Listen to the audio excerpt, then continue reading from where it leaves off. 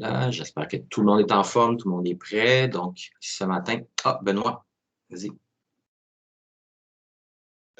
Ouais, ben dans le fond, je voulais peut-être juste te montrer mon objet, mon mesh que j'allais mettre dans mon level, puis parce que je viens de le compléter sur 3D. Ben, hier, j'ai complété sur 3D Max. Ouais, Et puis, il y a peut-être une petite partie que je me demande si ça va bugger. J'aimerais ça avoir ton avis dans le fond, là. OK. On va regarder ça un petit peu après. Je veux présenter les OK, outils de pas de modeling, trouble, pas de trouble, justement. pas de trouble, pas de J'en trouble. ai pour à peu près 30 minutes, peut-être un petit peu plus, là. Puis après ça, je regarde. Je vais répondre à vos questions en particulier. Yes, Parfait, parfait. parfait. Jean-Michel, aujourd'hui, c'est un mardi. Fait que si vous avez un cours le mardi, vous devriez avoir votre cours, normalement, yes. C'est un changement d'horaire. Un lundi qui vaut comme un mardi. Fait que tous les cours qui se donnent le mardi, à moins que votre prof vous a dit qu'il ne peut pas ou quoi que ce soit, là, normalement, tout est l'horaire du mardi aujourd'hui. OK, donc, nous allons voir aujourd'hui, comme je vous en ai parlé un petit peu la semaine passée, nous allons voir les outils de modeling dans Unreal Engine. Donc, encore une fois, c'est quelque chose de nouveau. Il y en a peut-être d'entre vous qui n'ont jamais entendu parler de ça, ça serait quand même normal. Donc, c'est quelque chose qui, franchement, il est apparu l'année passée, au mois de novembre, là, dans le 4.26, et qui est maintenant un standard dans Unreal 5. Mais en ce qui nous concerne, on utilise Unreal 4, il faut aller activer un plugin. OK? Fait que vous appuyez ici sur Settings, vous allez sur Plugins. OK. Vous venez ici taper Modeling. Et puis, vous allez tomber sur le plugin en tant que tel qui s'appelle Modeling Tools Editor Mode. OK? Vous l'activez. Moi, il est déjà activé parce que je l'utilise tout le temps. Vous le enable, donc vous l'activez. Il va vous donner un message que c'est une version bêta, c'est pas super stable, ça se peut qu'il y ait des problèmes. C'est parfaitement normal. Fait que vous l'enable. Il va vous donner un message, laissez m'enlever ça. Il va vous donner un message comme quoi il faut redémarrer Unreal. Donc, il faut le faire, vous n'avez pas le choix. Donc, sauvegardez ce que vous avez, redémarrez-le. Et puis, quand vous allez redémarrer, c'est que tu as dû le faire, Jean-Michel. Parce que dans 4.6, moi, si j'ouvre un nouveau projet, là, il ne sera pas installé. Il faut l'installer pour chaque projet. OK? Sinon, après ça, une fois qu'il est installé, vous allez dans Modes, puis vous allez avoir une option de plus qui est Activate Modeling Editing Mode. Fait que vous faites ça. Et vous avez le toolbar. OK. Donc, vous avez plusieurs onglets, plusieurs options. Je vais vous montrer tout ce qui est essentiel, tout ce qui est important. Il y a plein de fonctions que vous pouvez ignorer, là, qui ne sont pas intéressantes nécessairement. Donc, primitives, bien franchement, moi, je ne me sers pas vraiment de ça. C'est des primitives, OK? Donc, comme le cube. On n'a pas vraiment besoin du cube, du cylindre, du cône, parce qu'on les a déjà. Fait que c'est rien de spécial. Puis comment ça fonctionne, vous voyez, j'ai cliqué sur Box. C'est un peu comme dans 3ds Max, là. Quand on est en mode box, ben, on peut juste comme créer des box. Fait que là, clic, je fais juste créer des box. Il faut que je fasse complete pour confirmer que c'est ça que je voulais faire. J'en ai créé une ou 25. Puis quand je fais confirm, là, je peux aller les chercher et les bouger et faire peu importe ce que je veux. OK? Pour tout ça, comme il y en a quelques autres, là. Comme dans ce cas-là, il y a une flèche. Je fais complete. Puis là, je peux utiliser une flèche comme ça pour les indications, whatever. C'est pas nécessairement la plus belle flèche au monde, là. Okay, c'est un cylindre puis un cône. C'est rien de magique. Il y a quelques trucs qu'on n'a pas dans la version basic d'Unreal qui peuvent être intéressantes. Un torus ou un bang, communément appelé le bang. Si vous avez besoin de ceux-là, c'est bien le fun, mais c'est pas pour ça vraiment qu'on utilise des outils de modeling. C'est pas bien intéressant, mais c'est quand même là. OK? Fait, vous le saurez. Vous avez les rectangle, rounded rectangle, le disque, etc. C'est bien le fun, mais c'est pas vraiment ça l'intérêt de ce pack-là. Dans Create, vous avez Polygon et Polypath. Okay? On va regarder les deux. C'est vraiment ça qui est intéressant dans ce truc-là. Donc, avec Polygon, vous activez, vous cliquez là-dessus, puis là, vous avez pas mal d'options. Et puis, pour commencer, vous voyez que dans votre niveau, vous allez avoir le gizmo, le curseur. Première chose à faire, c'est de déterminer où est-ce que vous allez travailler. OK? C'est-à-dire, moi, je vais me mettre sur la surface ici. Je vais faire random. Je vais faire une forme géométrique. OK? Vous tenez CTRL et vous cliquez. Et ça va déterminer la surface. OK? Donc, vous allez comme snapper sur cette surface-là. Vous voyez, là, je ne clique pas. Là, vous voyez, je fais juste promener ma souris, mettre en milieu d'écran. Puis, ça m'indique où est-ce que je vais créer mon premier point. Et puis, quand j'ai fait tenir CTRL et left-click, ça va exactement, ça va fixer la grille, puis ça va fixer le niveau 0. Fait que c'est important, c'est la première chose à faire. Si vous modélisez dans le vide, ça va être mélangeant, okay? Parce qu'on ne sait pas où est-ce qu'on est dans l'espace. Quand vous faites ça, on détermine au moins sur l'axe des Z, c'est là qu'on est. Fait que ça, c'est important. Après ça, là, imaginez que je veux faire une structure comme ou bien une maison, ou bien un building, n'importe lequel, mais qui n'est pas juste un cube. Okay? Ce n'est pas super simple comme un rectangle ou un carré. C'est une forme un petit peu, je l'ai en tête là, en ce moment, là, mais je vais vous la montrer, je vais la dessiner. Fait que là, on dessinerait le plan pour commencer. Okay? Fait que je vais vous montrer qu'est-ce que ça donne. Mettons, je pars ici, je clique une première fois, puis là, vous voyez, j'ai ma ligne, vous voyez, qui est verte, donc j'ai cliqué une première fois, clic gauche, et puis elle s'en va snapper sur les, tu sais, je vois les axes là, pour faire des lignes droites. Ça, c'est tous des guides qu'on peut aller activer, désactiver ici, mais c'est important. Honnêtement, ça aide beaucoup de l'avoir. Fait que là, je vais faire un autre left-click, clac. Là, vous voyez, j'ai créé cette ligne-là. Là, je vais aller faire ça, mettons, là, comme un plan d'architecte, il me montre, ça, c'est d'égale longueur. OK, cool, je vais faire ça. Je fais clic. Je vais aller ici, mettons, je vais faire avec un angle comme ça. Donc, je ne vais pas faire juste des angles 90 degrés. Là, donc, je peux déterminer ce que je veux que ça soit aussi long que ça. Je vois toutes les valeurs égales. OK, ça peut être pratique. Je vais faire ça. Par exemple, je vais faire ça ici. Je vais faire un long segment, comme ça. Faire un autre petit segment. Il y aurait comme, mettons, un vestibule, une entrée au building, mettons ici. Je fais ça. Je voudrais qu'il soit égal à celle-là. Donc, où est-ce que... OK, des fois, ça ne tente comme pas là, de me montrer là. Je vais le mettre comme ça, c'est correct. On va faire ça.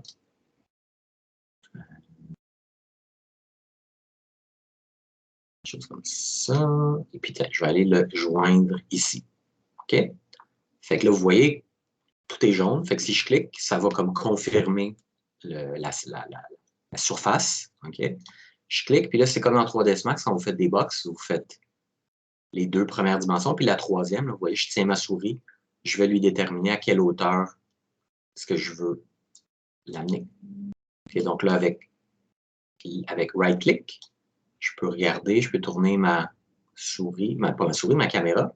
Si je tiens les deux boutons left et right-click, je peux me déplacer. Okay, sans non plus confirmer, sans faire de modification à ça. Et là, je vais l'amener comme ça. Et c'est incroyablement pratique pour le block-out, absolument. Donc, j'ai déterminé, là, vous voyez, je n'ai pas la valeur de hauteur. Ce n'est pas comme une brush, editing brush. Okay? C'est plus, comme on dit, freehand. Fait que, c'est pas parfait. Là. Idéalement, j'aimerais ça, avoir des options, de juste rentrer une valeur, genre mettre ça 3 mètres de haut, Enter. Bon, pour l'instant, on ne l'a pas. On peut modifier ça de façon super facile, par contre. Fait que, admettons là, que vous dites, ah, c'est plate, c'est cool comme outil, mais j'aimerais ça pouvoir faire 2 mètres, 3 mètres, 4 mètres de haut. Ben, on peut le faire par la suite. Okay? Fait que c'est rien de bien compliqué. Là, vous avez vu, j'ai tracé ma surface, puis j'ai donné la hauteur. Là, pareil, je vais faire complete et ça confirme. OK? Puis là, par défaut, tous ces objets-là qu'on crée de cette façon-là vont s'appeler extrude avec un nom, des lettres puis des chiffres. C'est à vous de le renommer. OK? Mais tout ça est une static mesh. OK, là, on peut aller voir qu'est-ce qu'on vient de créer. Vous voyez, tout ça se génère dans un fichier spécifique. Et laissez-moi vous montrer. c'est une static mesh à part entière. Et puis, vous allez, vous pouvez voir les collisions. Il génère des collisions automatiquement. Par défaut, il fait une collision complexe. Donc, c'est possible d'aller la modifier, de changer ça. Mais c'est une static mesh à part entière, exactement comme n'importe quelle mesh que vous importez. Good. Si tu n'as pas la grid, peut-être tu ne la vois pas, la grid Jean-Michel. Fais CTRL, puis clique. Puis tu devrais voir la grid. Parce que des fois, elle est juste comme super loin, pour une raison que j'ignore. Si tu ne la vois pas dans ton champ de vision, tu peux juste tenir CTRL, left-click, puis tu devrais l'avoir dans ton écran, tu devrais l'avoir proche. Fait que là, une fois qu'on a fait ça, OK, là, évidemment, ben, si je veux que ce soit une structure, vous comprenez le principe, là, j'irai faire un... Ben, je vais le faire, d'ailleurs. Je vais faire l'ouverture. Oui, il y a moyen de la modifier, absolument. Là, la valeur, je ne peux pas te répondre, je ne le sais pas. On fait ça, comme je te dis, freehand. OK, on a tracé, puis on a fait ça freehand. Fait que pour l'instant, je ne le sais pas. Si je veux le savoir, la bonne façon de faire, je pourrais toujours rester, justement, aller chercher une box. Je vais dans Primitive, je prends ma box, je la crée ici, je fais Complete. La box, elle se doit d'être 1 mètre. Je pense qu'elle est 1 mètre par 1 mètre par 1 mètre. Attends, je vais juste aller voir. Ouais, ça doit être ça, parce que regarde mon character qui fait à peu près 1,80 m. Donc, c'est ça. Il fait moins de 2 mètres. Donc, c'est ça. La valeur de la boîte, c'est 1 mètre par 1 mètre par 1 mètre. Fait que ça peut te donner au moins un ordre de grandeur. Tu la mets ici. Puis tu fais OK. Bon, 1, 2, 3. Vous comprenez le principe, là? C'est pour avoir une idée. OK? C'est sûr. Puis là, évidemment, je pourrais aller prendre une brush, edit brush, la mettre à 400, la mettre à 600, 800, puis comparer, ça va aller plus vite, là. Mais la façon vite, la façon simple, là, ça serait de faire ça. OK? Ou bien avec cet outil-là, ou bien whatever. Ouais, le Scale Grid, il faut vivre avec. C'est un outil qui nous donne comme ça. Là. Il n'est pas idéal, le Scale Grid. Le gizmo et le grid, là, mais anyways. Donc, là, si je veux faire justement, je vais aller me chercher une box comme ça. Je vais faire Complete.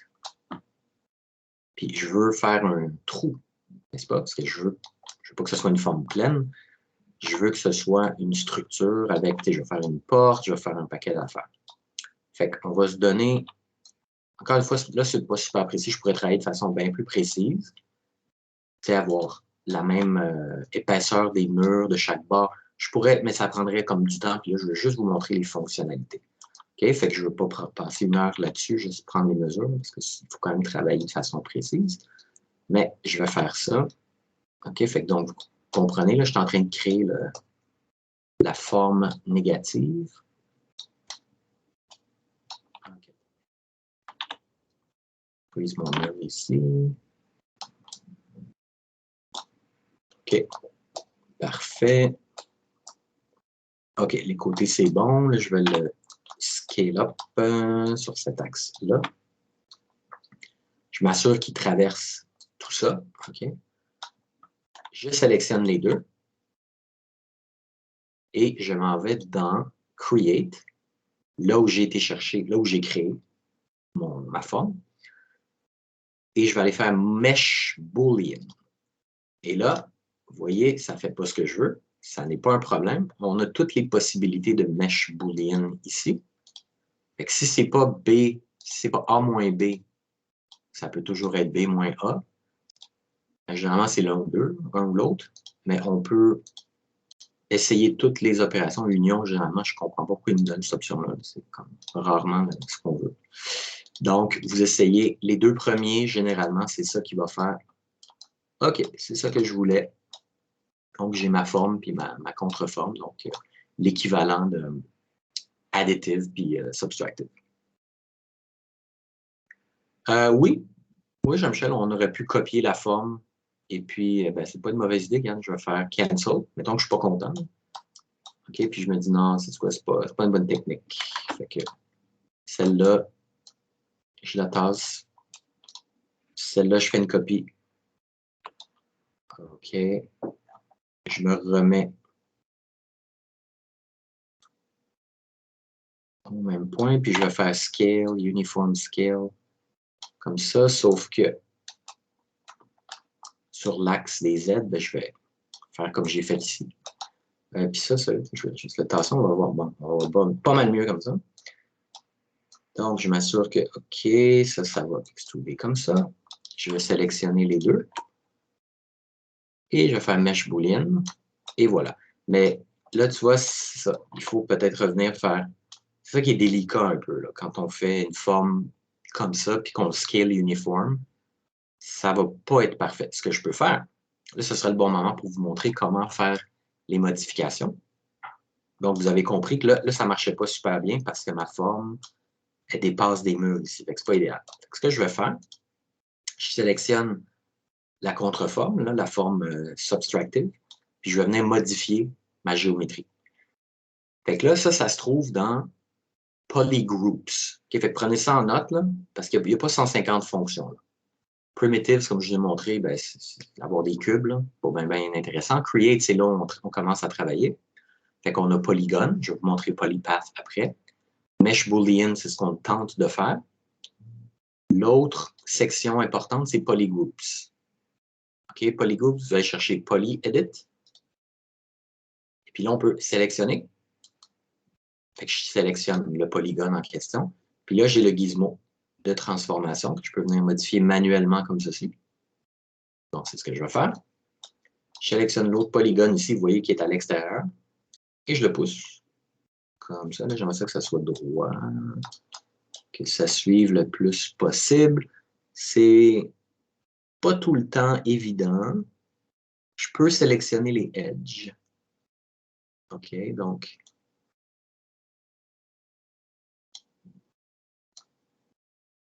quelque chose comme ça.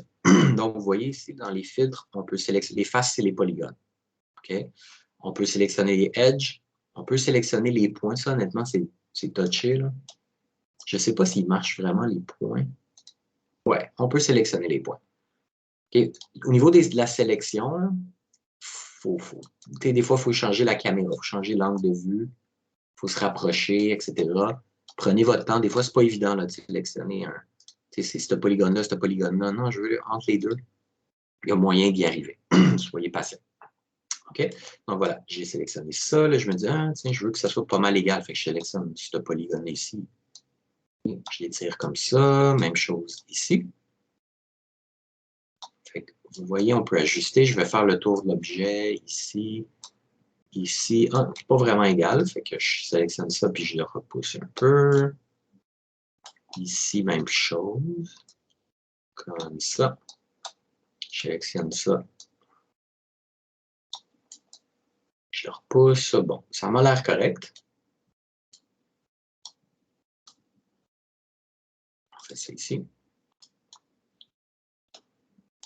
Oups. C'est mon erreur. Parfait. Content d'avoir fait l'erreur. Donc, je n'ai pas confirmé. Donc, j'ai pas fait accept. Donc, ça a tout remis comme c'était. Très bonne chose qu'on soit lundi matin et que je ne sois pas super sharp. Donc, je fais des erreurs. Fait que ça me permet de vous les montrer. Excellent. Donc, parfait. Ça va prendre 2 secondes. Je replace tout ça comme je le veux. Hop. Hop, on essaie juste d'avoir quelque chose d'à peu près égal. Donc, comme ça, puis ça va être correct après. Hop, là, je fais accept et hein? OK, là, il se passe quelque chose. Pourquoi est-ce qu'il ne veut pas? Bon, là, je pense que c'est lundi matin pour le software aussi, là, parce que ça, c'est pas logique. Là. On va faire un test. Je fais ça ici. Puis je fais accept. Est-ce que c'est parce que c'est une copie? Non, là, il n'y a pas de mesh boolean, là, A-B. Mais j'ai déjà fait cette opération-là, je ne comprends pas. Attends un petit peu. Si je fais ça...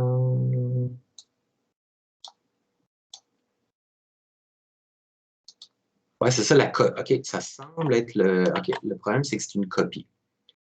Fait que, OK, on a tenté quelque chose qui était smart, mais ouais, il y a un problème. Fait qu'on peut pas faire ça. Bon essai, Jean-Michel, mais on peut pas faire ça dans ce cas-là. Va falloir faire d'autres choses. C'est aussi que dans le 4.26, là, c'est en bêta. Fait que c'est pas impossible que ce soit juste un problème que c'est la bêta. Ça peut être ça, je ne sais pas. Ouais, je souhaiterais moi aussi qu'on puisse le faire, mais apparemment on peut pas. Fait que c'est loin d'être parfait, mais je sais pas si. Honnêtement, je sais que vous le réalisez pas, là, mais juste d'être capable de modéliser dans Unreal, c'est une révolution complète et totale. Fait que, tu sais, je veux pas vous dire que vous chialez le ventre plein, là, parce que je sais que vous arrivez au party, puis c'est comme, ben là, ça marche pas cet outil-là. C'est déjà phénoménal qu'on puisse faire ce qu'on fait. En fait. C'est pour ça que moi, je suis peut-être un petit peu plus, comment dire, moins critique, euh, parce que tout ce qu'on avait à faire, tout ce qu'on voulait faire jusqu'au mois de novembre l'année passée, il fallait ouvrir 3ds Max, faire de quoi, export, import ici, ajuster. Ah, ça marche pas, je reviens en 3ds Max. C'était juste une catastrophe. Là. Fait que je pense que tous ceux qui ont travaillé avec Unreal depuis un bout, il y a honnêtement plein d'affaires qui me tombent ses nerfs, qui sont mal faites. Là. Puis ils ont dit que c'est en développement, puis qu'ils vont améliorer les outils, puis qu'on va pouvoir avoir plus d'options, etc., etc. Je souhaite que ce genre de petites affaires-là soit tout réglé. Oui, Vincent? Dans le fond, cette option-là, ça va être surtout pour le grayboxing puis qu'il n'y a pas de texture. Exact. La meilleure chose, c'est pour le grayboxing, mais ça n'est pas que pour le grayboxing. OK, nous, on l'utilise en production. Pour des trucs simples, et c'est ce que je vais vous montrer en deuxième partie, on peut gérer les matériaux, on peut gérer les on-ramps ici. OK, fait que ça, là, ça va vous aider en masse. Là. Ben, tu vois, dans Unreal 5, cet outil-là fait partie de Unreal. On n'a pas besoin de l'installer avec un plugin. Mais il y a encore le petit disclaimer que c'est en bêta et que c'est en test. Et j'ai entendu entre les branches qu'ils ont déjà beaucoup fait évoluer les outils. Puis quand Unreal 5 officiel va sortir, quand la version 1.0 va sortir, il va avoir plus de fonctions. Mais à date, quand ça va sortir, la 1.1, au courant de l'année prochaine, c'est pas comme s'il faut tout réapprendre. Là, comme 90%, c'est la même chose. Juste qu'il y a des petites fonctionnalités qui sont mieux. Le UI est bien mieux. L'espace de travail est bien plus agréable. Après ça, ils vont implémenter les outils au fur et à mesure. Puis ça, c'est votre carrière. Si vous êtes dans ce domaine-là, les choses changent. On ne peut pas devenir confortable et faire comme ah non, pas encore apprendre des nouvelles affaires. Si c'est vraiment quelque chose qui est pas agréable pour vous, ça va être souffrant. Parce que c'est ça la game. Le workflow va changer complètement dans 3, 4, 5 ans, c'est garanti. Puis c'est toujours pour le mieux. Oui, il y a des choses à apprendre. Mettons, il y a un nouveau software. Peu importe le domaine d'intérêt que vous avez, que ce soit du game design, que ce soit dans les. Whatever. Là. Mais tout ce qui est dans Unreal, tout ce qui est Blueprint, en ce moment, c'est absolument pareil. Tout ce qui est des matériaux, c'est exactement pareil. Tout ce qui est du landscape, c'est exactement pareil. Il y a des fonctionnalités en plus, comme le World Partition, qui est fait pour faire des open world. Fait que, tu sais, là, on a vu le landscape, là, on a un landscape. Ben, c'est comme si tu avais la possibilité d'avoir une centaine de landscapes côte à côte, puis Unreal de façon automatique, et tu peux le setter manuellement, va gérer comment c'est affiché à la caméra.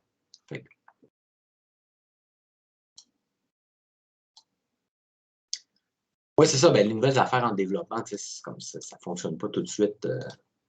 Écoute, c'est Early Access Unreal 5. Puis ça, c'est un outil avec un gros disclaimer bêta, bêta, bêta. Là. Fait qu'il n'y a pas de surprise.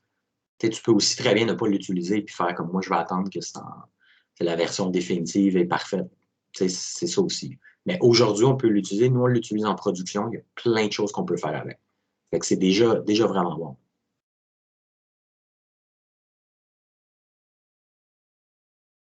Qu'est-ce que tu dis, Jean-Michel? Unreal 2?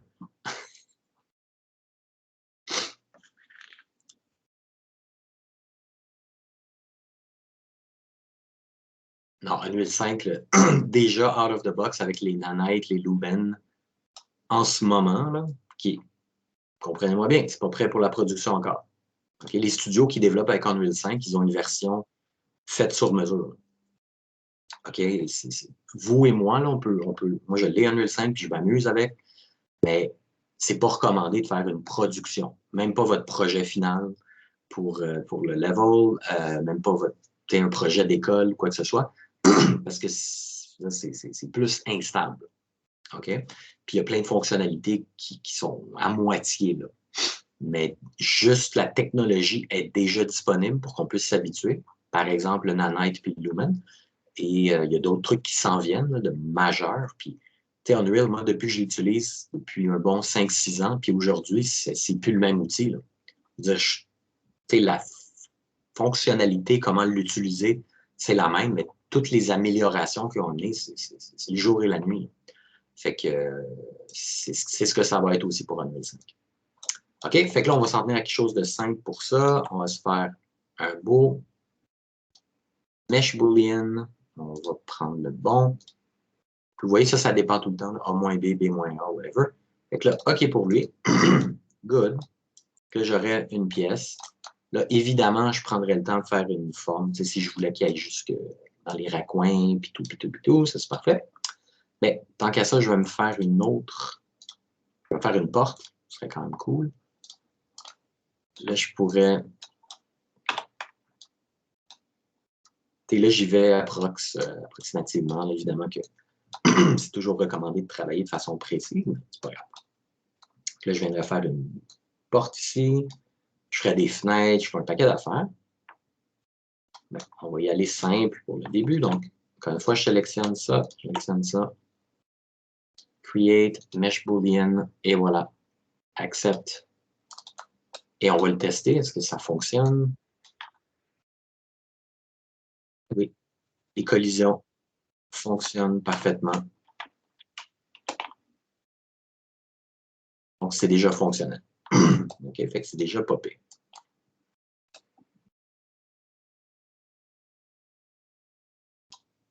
Créer des lignes sur la forme, qu'est-ce que tu veux dire?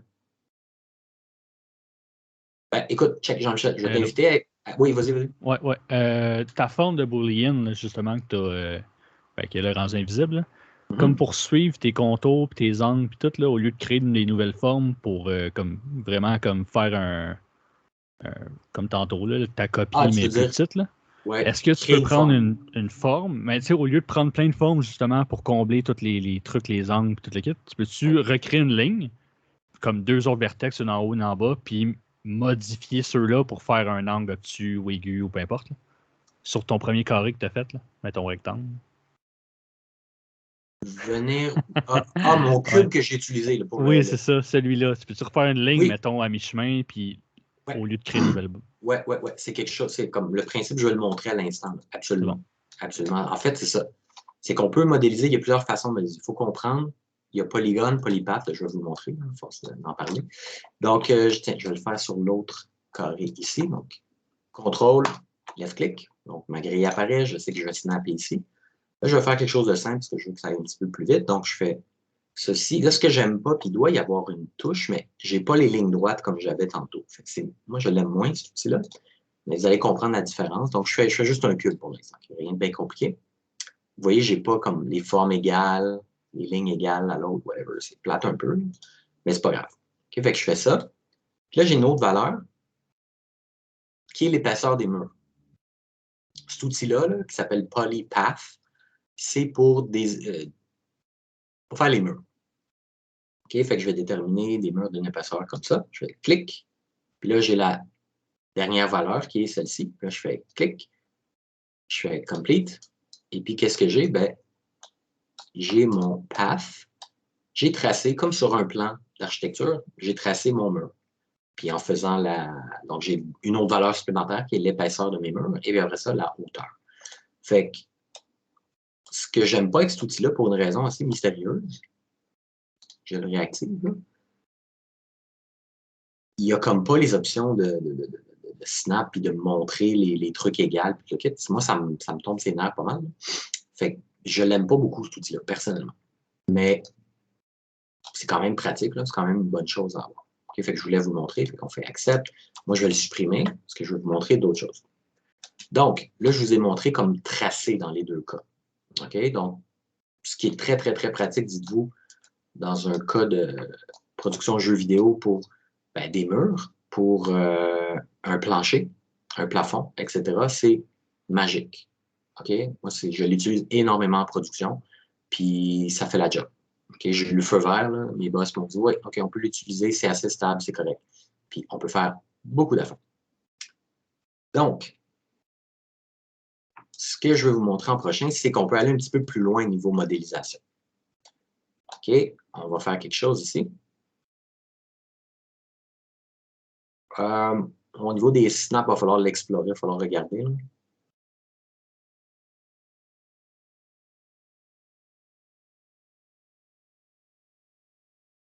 Qu'est-ce que tu dis, Patrick? Ben non, mais ton outil, il est fait pour faire des murs, mais tu as comme de la misère à faire un mur, Ouais, un angle droit, puis des affaires de même, je trouve ça un peu niaiseux. Je le trouve niaiseux aussi, je ne l'utilise jamais. C'est aussi simple que ça. Tu peux regarder sur des vidéos sur YouTube, puis ils disent, ah, super cool, on peut faire des murs. Puis ils font comme de quoi de tout croche. C'est ça le principe. Si tu fais une structure, ça ne peut pas être tout croche. C'est un petit peu. Je ne sais pas s'ils vont l'améliorer. J'espère que oui. Je ne la comprends pas vraiment. Mais c'est ça. Moi, j'utilise Polygon tout le temps, tout le temps, tout le temps. Puis ça fonctionne très, très bien. OK, fait que je vous montre d'ailleurs ceci. Donc, on va faire une forme ici. Je vais faire rien de bien compliqué, mais on va s'amuser. Donc, je commence. J'ai un plan en tête. Vous allez voir, vous allez comprendre. Je fais juste un rectangle pour tout de suite, là, un carré, whatever. Je suis tout est pas mal droit. Puis là, je fais ceci. OK? Tout est beau. Je fais compléter. Là, ça semble assez insignifiant. Mais là, je vais vous montrer qu'on peut modifier. Donc, Polygroups. Je vais venir sélectionner avec PolyEdit. Je vais venir sélectionner ça. Fait que, modifier ce que je vous ai montré jusqu'ici, on peut modifier avec le Move Tool. Je pourrais à la limite faire une rotation. Mais bon, c'est pas vraiment utile. Mais on a à peu près tous les outils qu'on a dans 3ds Max. À peu près. OK, je vais faire par exemple un inset. Je vais zoomer un peu pour qu'on voit mieux. Vous voyez, je peux gérer mon inset. Et je le mets comme ça. Voilà, j'ai un inset. Je peux venir faire ceci. Et voilà, j'ai fait l'équivalent comme d'un bevel. Après ça, je vais faire extrude. Puis extrude, voilà, je repars. OK, je vais faire quelque chose comme ça. Là, je fais des trucs très simples. Là, je vous montre qu'on voit bien comme ça. Je fais un autre inset. À peu près comme ça. Et voilà. Là, vous voyez là, où est-ce que je m'en vais. Je fais genre une colonne. OK, avec du détail. Extrude. Ceci. Après ça, je peux faire. Je vais en faire une autre, une dernière, plus petite, comme ceci. Je vais tirer, puis je vais faire un dernier extrude. Je pourrais aller négatif aussi. On va faire ça, une espèce de truc de même. Accepte. Et voilà. Fait qu'on peut faire des trucs un peu plus compliqués. Là, je peux me dire, OK, là j'ai rien en tête, mais on va faire juste des modifications. Fait que je fais encore PolyEdit. Non, attendez, pas avant PolyEdit, je vais aller sur. Je vais faire Cancel. Je vais aller sur. C'est toujours dans Polygroups, mais je vais aller faire Loop Insert. OK,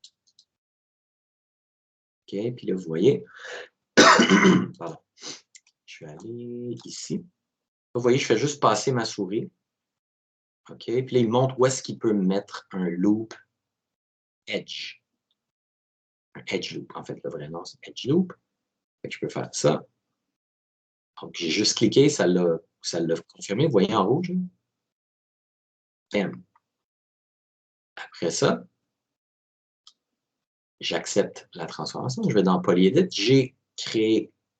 J'ai ajouté mes PolyEdit. Fait que je vais faire, mettons, bam, je sélectionne celui-là.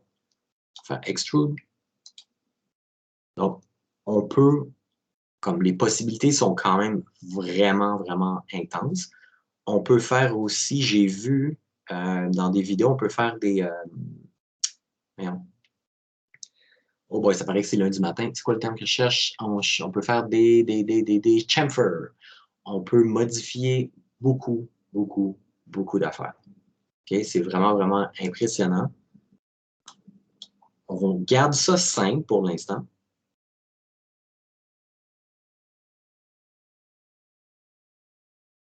OK, ben c'est une bonne question, Jean-Michel. Pour du gray box, on garde ça assez simple. Il n'y a pas besoin de virer fou. Moi, ce que je suis en train de vous montrer, c'est qu'on peut faire du low poly modeling pour l'instant. OK, puis pour des structures, on peut totalement utiliser ça. Franchement, là, moi, je n'utilise jamais ça pour du gray boxing. Je ne vois pas l'intérêt. Pour moi, du gray boxing, c'est comme des formes bien, bien basiques, c'est du gray boxing. Ça, là, on l'utilise pour modéliser des choses simples dans Unreal. Par exemple, des murs, par exemple, des colonnes, par exemple, des plateformes, des escaliers, des planchers, des plafonds, des trucs de structure simples. Pour l'instant, on peut tout faire ça. Sans problème. Sans problème. Je peux continuellement ajouter. Tu sais, c'est un petit peu une autre façon de penser que dans 3ds Max, mais ça reste très similaire, en fait. Là. Bien honnêtement, on peut. Puis là, regarde, sans aucun problème, j'étire les unwrap.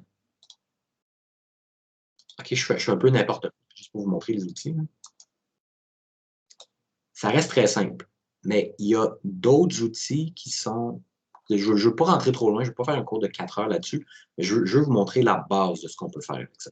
Fait qu'on peut faire bien des affaires simples qui fonctionnent très bien dans l'engin. On peut aller assez loin. Puis sachez que, puis je ne veux pas vous le montrer ce matin, parce que c'est pas stable, puis ça sert comme à rien trop de se casser la tête là-dessus, mais on peut faire du sculpting. On peut faire, en théorie, on peut faire des high poly ici. Mais honnêtement, là, commencez pas à faire ça maintenant. C'est vraiment pas le temps de commencer pour vous. Là. Donc, commencez à faire des high poly si ça vous intéresse, là, la 3D. Faites des high poly dans 3ds Max, dans ZBrush, tout le kit. Faites le workflow standard. Puis sachez qu'ici, dans peut-être 1 an ou 2, on va pouvoir le faire pour de vrai. En ce moment, les outils existent, mais comme, honnêtement, c'est pas à point encore. OK? Fait que là, j'ai fait ceci. Là, vous voyez que mes UV c'est pas bon. Okay, vous voyez que c'est pas égal. C'est étiré, ici, son croche. C'est pas bon. Fait que ça, c'est la deuxième partie de ce qui est important. Okay, je vous ai montré Create. Je vous ai montré Polygroup avec PolyEdit. Loop Insert, on peut faire Edge Insert, PolyDeform, toutes ces affaires-là. Là, je vous montre UVs and Normals. Ça, c'est comme l'affaire révolutionnaire. Sérieusement, là, ça a explosé l'esprit de tout le monde qui utilise Unreal. Donc, je peux faire plusieurs choses. Les outils importants sont ici. Auto Unwrap, UV Projection, Transform et UV Layout. OK, c'est la section du milieu qui est importante. Fait qu'on va les essayer. Par exemple, vous voyez que là, c'est tout croche, tout n'est pas égal. Je fais Auto Unwrap. Et généralement, quand je suis proche, laissez-moi revenir en arrière, tu sais, c'est croche, là, mais c'est pas n'importe quoi. Fait que si c'est le cas, Auto-Unwrap, ça ne va pas être pour vous. OK, vous voyez, là, c'est pire. OK? Donc, je pourrais comme jouer avec la valeur, mais honnêtement, dans ce cas-là, c'est pas l'outil pour nous. Je fais Cancel. Je peux faire Group Unwrap. C'est un petit peu mieux. C'est franchement mieux, mais c'est pas top notch. On va faire UV Projection, et là, on commence à parler. C'est pas égal, c'est pas clean partout. Fait qu'on peut l'ajuster. OK. Attendez un petit peu. Non, OK, on ne peut pas ajuster le scale. Juste le mot. On peut faire rotate, ça ne m'intéresse pas. OK, fait que c'est pas lui le plus intéressant. C'est pas UV Projection. On va aller tout de suite à UV Layout. Non. Transform UVs. Non plus. OK, fait que UV Projection. OK, on peut aller jouer avec l'offset comme ça, ici, avec les valeurs. Fait que là, je ferais, mettons, 2. Est-ce que c'est mieux? C'est loin d'être parfait. OK, il va peut-être nous poser problème. Relative. Si je viens à 1, je reviens à 2. Non, OK. Ouais, fait que, OK, il y a des formes qui vont nous causer des maux de tête un peu, là, comme ça sera pas clean. Là, comme cette section-là n'est pas égale à celle-là.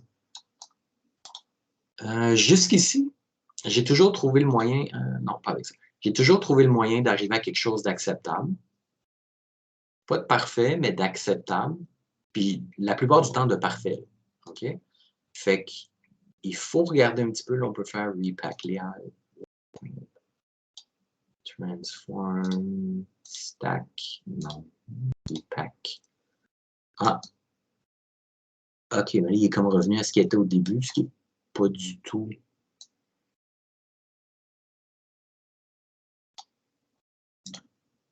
OK, donc là, il croche, mais si, admettons, je faisais ça. Et puis, je revenais à... Non, évidemment, il y a auto-unwrap, il est très touché. Ici, non, il n'est pas égal. Et puis, avec transform...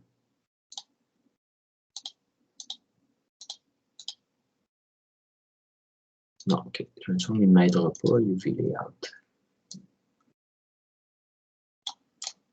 OK, là, pour une raison, il m'a fait ça ici.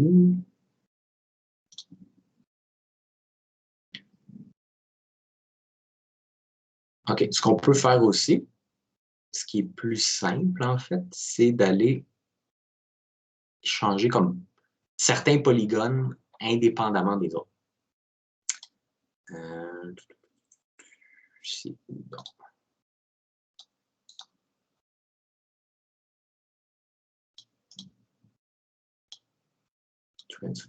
Ah, voilà. OK, c'est ça que je cherchais. Donc, ça, c'est dans c'est-tu dans UV Scene Edit? Je pense que c'est UV Scene Edit. On peut aller sélectionner un polygone. Là, vous voyez, j'ai mon outil de rotation qui est comme croche, là, pour une raison assez bizarre. Mais pas très, très grave. C'est que j'ai ces petits crochets-là. OK, ça, les flèches, là, vous comprenez, c'est le Move Tool. Mais les petits crochets, c'est le Scale Tool. Fait que c'est un petit peu pas évident à les sélectionner, mais on peut... OK, là, c'est ça. Là, pour une raison vraiment weird, un petit pivot, il ne me donne pas l'occasion de faire la rotation autre que sur l'axe des Z ici. Ce qui est bien weird. Puis pas très pratique. Mais généralement, on s'en tire avec ça. Là. On peut manuellement le scaler, ce qui est parfait. Mais là, pour une raison, ce polygone-là, il ne veut rien savoir. Puis lui, même chose si je fais les... Ça, admettons, je fais ça.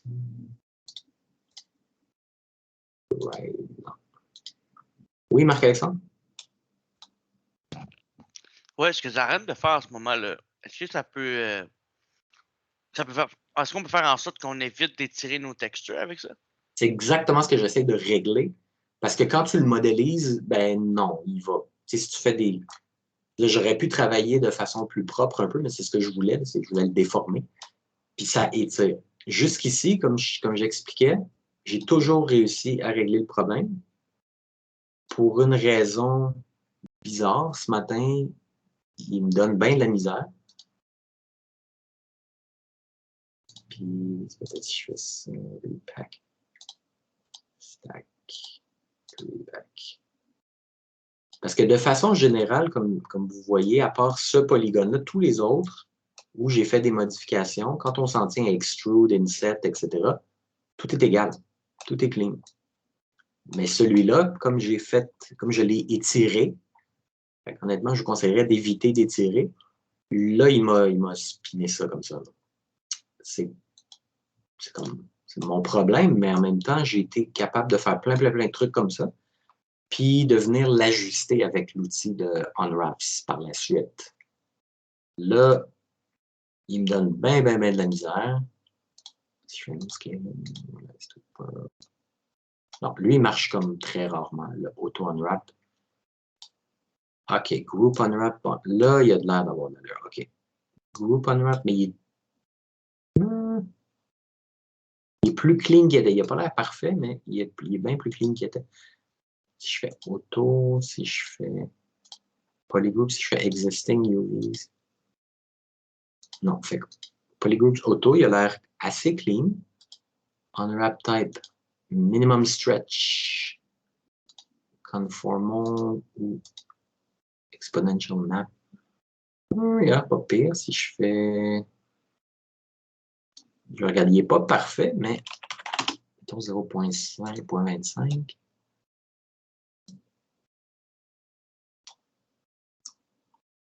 OK, il me fait une petite ligne ici, mais il n'y a pas de l'air si pire que ça. Fait, puis là, comprenez, j'ai fait une forme, je l'ai déformée. Quand je modifie, j'ai fait beaucoup d'extrude, inset, loop, insert.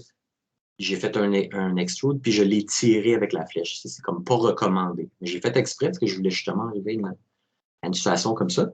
Fait que là, j'ai fait ça. Là, vous voyez que les carrés sont beaucoup plus petits. Il n'est pas parfait. Là, je vois plein de petits trucs comme ça. Mais j'irai à UV Layout. Et puis, on irait à 1 ou 0.5 ou 0.25. Puis ça commence à être pas pire. Puis là, vous voyez, là, ça, c'est normal. Là, il s'affiche dans le level là, quand il fait ça. Vous n'en faites pas. Là. Vous faites OK, puis tout redevient normal. Fait qu'on va l'essayer avec un matériau. OK, je vais chercher mon Content Browser.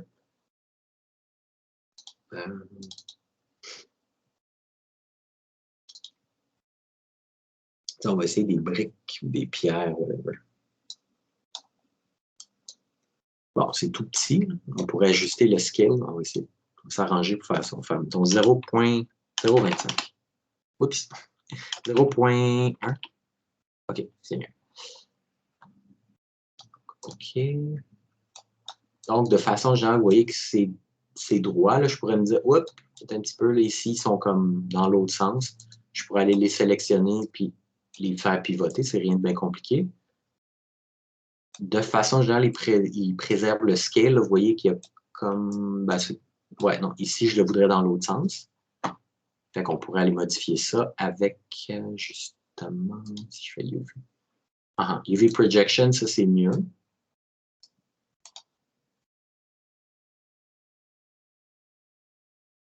Je pourrais ajuster le scale ici. Non, je ne ferai pas ça. Je ferai 0.5, mettons. Voilà. 0.5, accept. C'est un petit peu mieux. Encore ici et là, laisse-moi juste voir ici, ce qui est dans le même mode. Oui, Marc-Alexandre?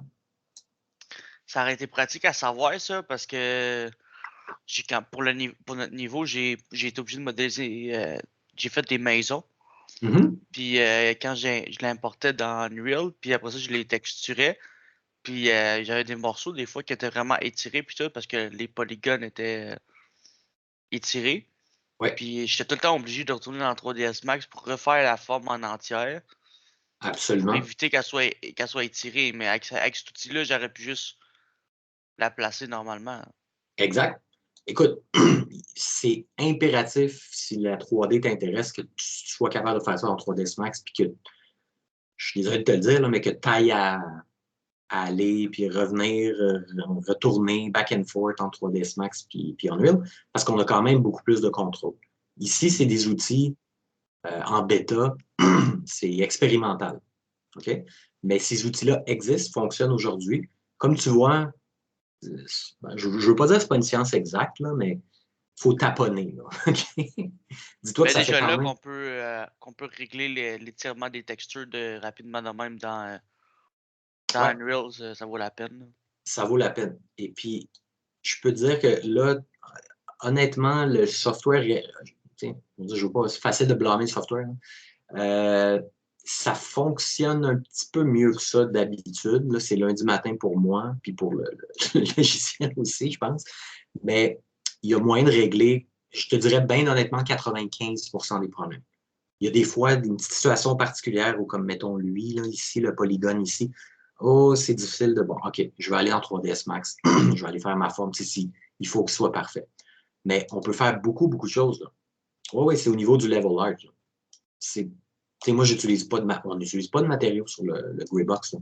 On met un matériau de grid, ou le matériau de défaut par défaut, le matériau blanc, gris, ou peu importe. Là. Fait que quand on commence à modéliser et ajuster nos unwraps, ça commence à être vraiment intéressant, là, être vraiment cool. Puis ça nous donne des options vraiment intéressantes. Fait que là, bon, je ne veux pas passer 1 heure là-dessus. Dites-vous qu'il y a moyen d'ajuster chaque polygone, d'ajuster le scale en prenant notre temps, il y a moyen de faire ça. Je vais vous montrer que ces outils-là, on peut les utiliser sur des mèches réelles aussi, des mèches qui viennent de l'extérieur. Là, je suis sur Megascan, n'est-ce pas? Ça, c'est la porte qu'on a importée de Megascan. Donc, on peut utiliser tout ça. Là, par contre, il y a quand même une certaine limite à ce qu'on peut faire avec ça. Là, parce que les unwraps de ça, si on regarde ça comme... Ah, ben attendez, je vais aller vous montrer l'objet, en fait. Sur un objet comme ça, les unwraps, c'est pas un matériau tileable.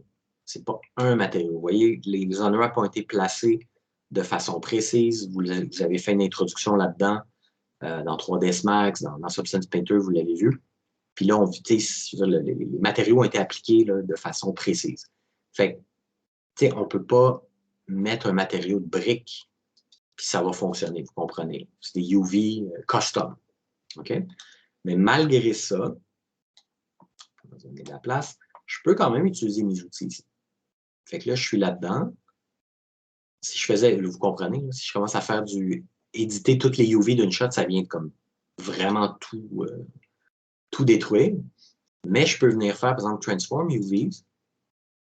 Puis je pourrais aller faire, mettons, celui-là. OK, j'ai sélectionné celui-là. Qu'est-ce qui se passe si je fais ça? Ben, il se passe que je bouge sur ma UV tile, puis bon, évidemment, c'est pas glorieux. C'est pas vraiment winner, c'est pas recommandé de faire des choses comme ça, mais comme par exemple pour de la brique, de la pierre, ou ben, on va l'essayer. OK, je vais aller sur le côté, mettons, ici.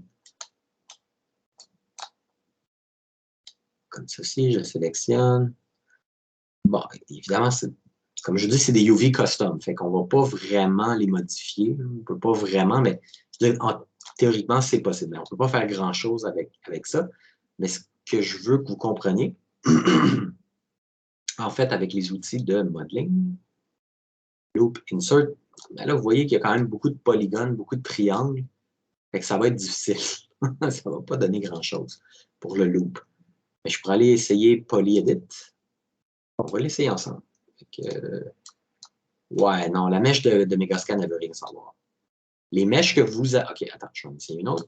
Je vais essayer celle-là, qui est beaucoup plus simple. On va voir qu'est-ce qu'on peut faire. Est-ce que je peux faire PolyEdit? Est-ce que je pourrais... Ouais, non, il ne veut pas. Il ne nous laisse pas en sélectionner un.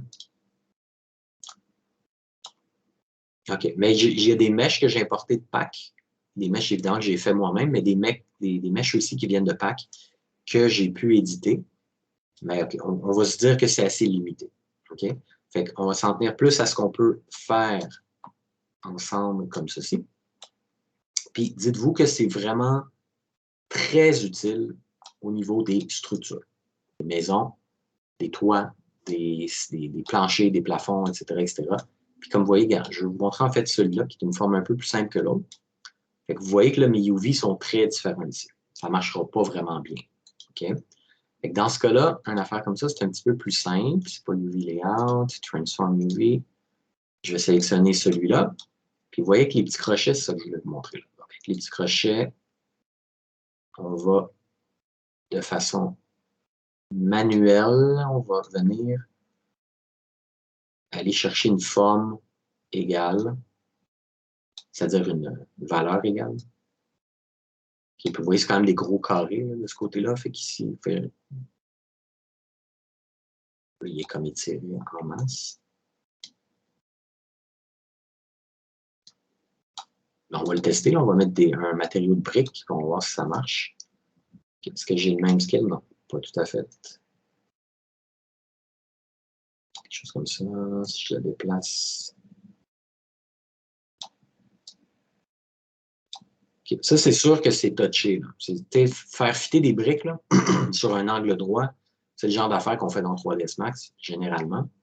On va voir si on y arrive à peu près. OK, je vais l'accepter, je vais mettre un matériau brique. Starter content, materials. On va mettre des briques comme ça.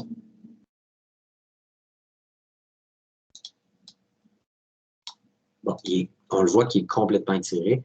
Déjà, de façon globale, c'est gigantesque, là. Fait que sur tout mon objet, je vais déjà ramener ça à une autre échelle. Fait que ça, c'est UV Layout. 1, c'est bien trop. 2, on va faire 3, mettons. OK. Good. Ça, c'est le scale complet de tout l'objet qui va dans tous les angles et toutes les directions. Fait que c'est sûr que tout ne peut pas être parfait. Donc, c'est à nous de l'ajuster. Fait que là, ici, on va y aller avec Transform UV. C'est comme plus facile quand on a un matériau aussi. Okay.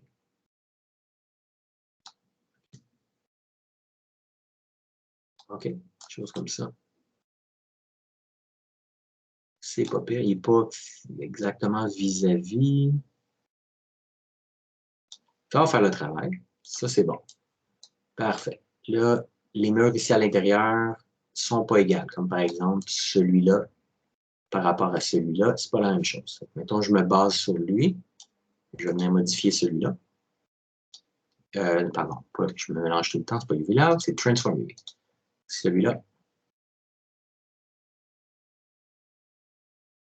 À peu près comme ça. Donc, c'est déjà plus acceptable.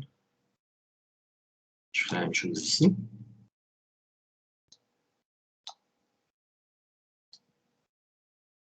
Oups. OK. Essayez d'y aller un axe à la fois, c'est un petit peu moins mélangeant. Là, je l'ai fait 2 axes à la fois, c'est pas idéal.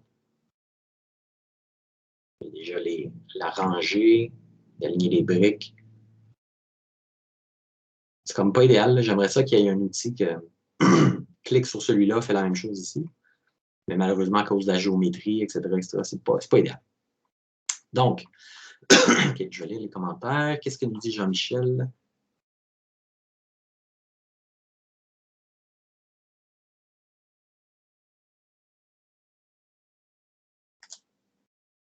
Ben, pour faire des trucs complexes, c'est sûr qu'on ne peut pas utiliser ça. Là. Quand tu veux faire des trucs fancy, va dans 3ds Max, fais tes unwraps, puis c'est comme ça qu'on travaille. Mais sinon, avec ça, on peut faire des trucs simples. Puis on peut quand même en faire beaucoup. Et pensez à des planchers. Là. Tu ne peux pas juste faire un rectangle là, pour un plancher. Là. Souvent, tu as des angles là, dans les murs, les portes, etc. C'est magique. Okay? Moi, j'ai fait là, probablement des centaines de planchers récemment avec ça. C'est l'outil parfait. Pour faire certaines structures, ça fait la job parfaitement. Après ça, le reste, on ne se mentira pas. Aujourd'hui, 3ds Max ou Maya ou Blender, c'est bien mieux. Mais ça, déjà, d'avoir la possibilité d'utiliser ça, c'est déjà vraiment bien. OK? Fait que là, évidemment, j'ajusterai le scale ici. Là, vous comprenez le principe.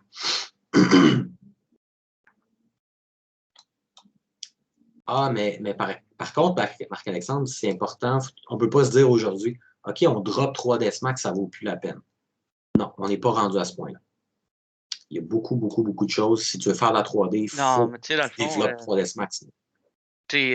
Pour faire des choses comme les maisons, j'ai vraiment mis des détails, puis j'ai travaillé dessus. C'est sûr que 3ds Max, c'était mieux.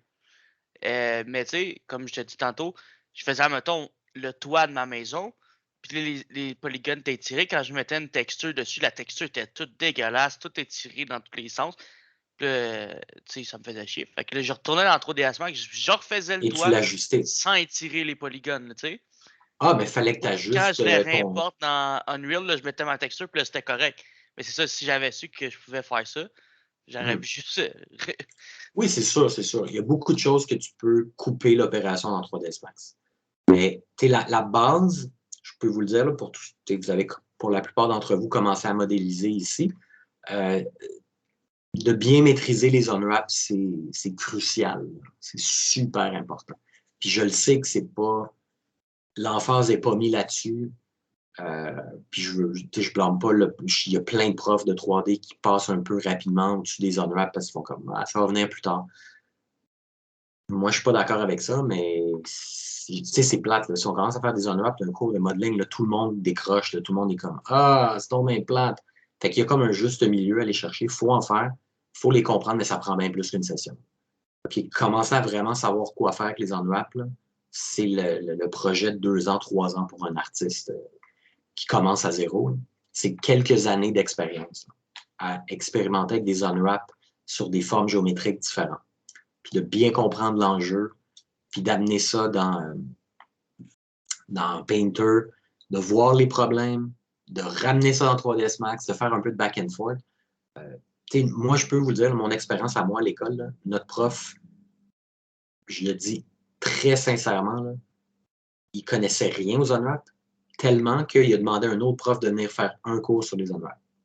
OK? Non, attendez, excusez, pas vrai. Ça, c'était pour une autre affaire. Il nous avait montré la base des on-wraps, puis il nous avait dit comme, yeah, c'est ça, c'est super facile, c'est juste ça. Puis il nous avait montré les fonctions automatiques, là, box, comment ça s'appelle déjà? Flatten mapping, puis les 3 types automatiques qui ne sont pas recommandés du tout, Il ne faut pas faire ça. Puis il nous disait comme, c'est niaiseux, on-wrap, là. Tu fais ça comme ça, comme ça, comme ça, puis c'est fait.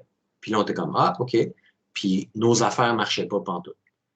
Ce prof-là a été congédié parce qu'il était incompétent, puis c'était pas un prof, là, il n'y avait aucune affaire là. Je vous le dis très sincèrement.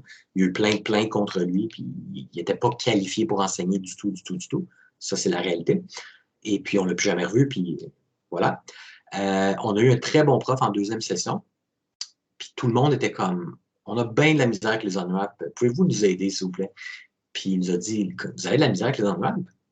C'est quoi la misère que vous avez? Il n'y a pas de misère à avoir, les on-wraps. Puis il nous a montré quelques principes, puis on était comme, ah! Puis il nous a dit, après ça, c'est juste de pratiquer, là. Puis c'est des formes géométriques différentes, puis vous allez comme comprendre la bonne stratégie, qu'est-ce qui marche, qu'est-ce qu'il faut éviter, puis that's it, là. C'est comme ça ne s'apprend pas en 2 cours. Il n'y a personne qui peut vous montrer ça, même en une session. C'est parce qu'il y a modeling, il y a le 3ds Max, le software, il y a les on-wraps, il y a les matériaux, il y a ci, il y a ça. Il y a beaucoup de choses à apprendre. Une session, c'est passé. Fait que, dites-vous que vous êtes en design en général, c'est comme vous avez une introduction, modeling, on-wrap, texture, etc. C'est suffisant pour savoir qu'est-ce que c'est. Vous allez être capable de parler à un artiste 3D puis de lui dire c'est quoi le problème avec son modèle qu'il vous envoie. En gros, c'est ça le but de la première session au niveau de modeling texture. Après ça, ceux qui aiment ça et qui veulent en faire, il va falloir que vous en fassiez par vous-même, que vous poussiez ça un peu, parce que c'est bien évident que c'est passé. OK, mais sinon, les on-wraps, soyez, soyez patient avec vous, soyez pas trop dur, OK? Parce que c'est vraiment quelque chose. Moi, personnellement, ça m'a pris quand même plus qu'1 an là, avant de vraiment faire comme ah, OK. Puis là, par la suite, j'ai appris plein de trucs. Puis je vous dirais que bien des années après ma formation, je suis assez confiante. Je sais quoi faire avec les on-wraps. Je ne suis pas un expert, je ne fais pas de la 3D à temps plein non plus, mais je sais quoi faire avec les on-wraps dans 3ds Max, comment les.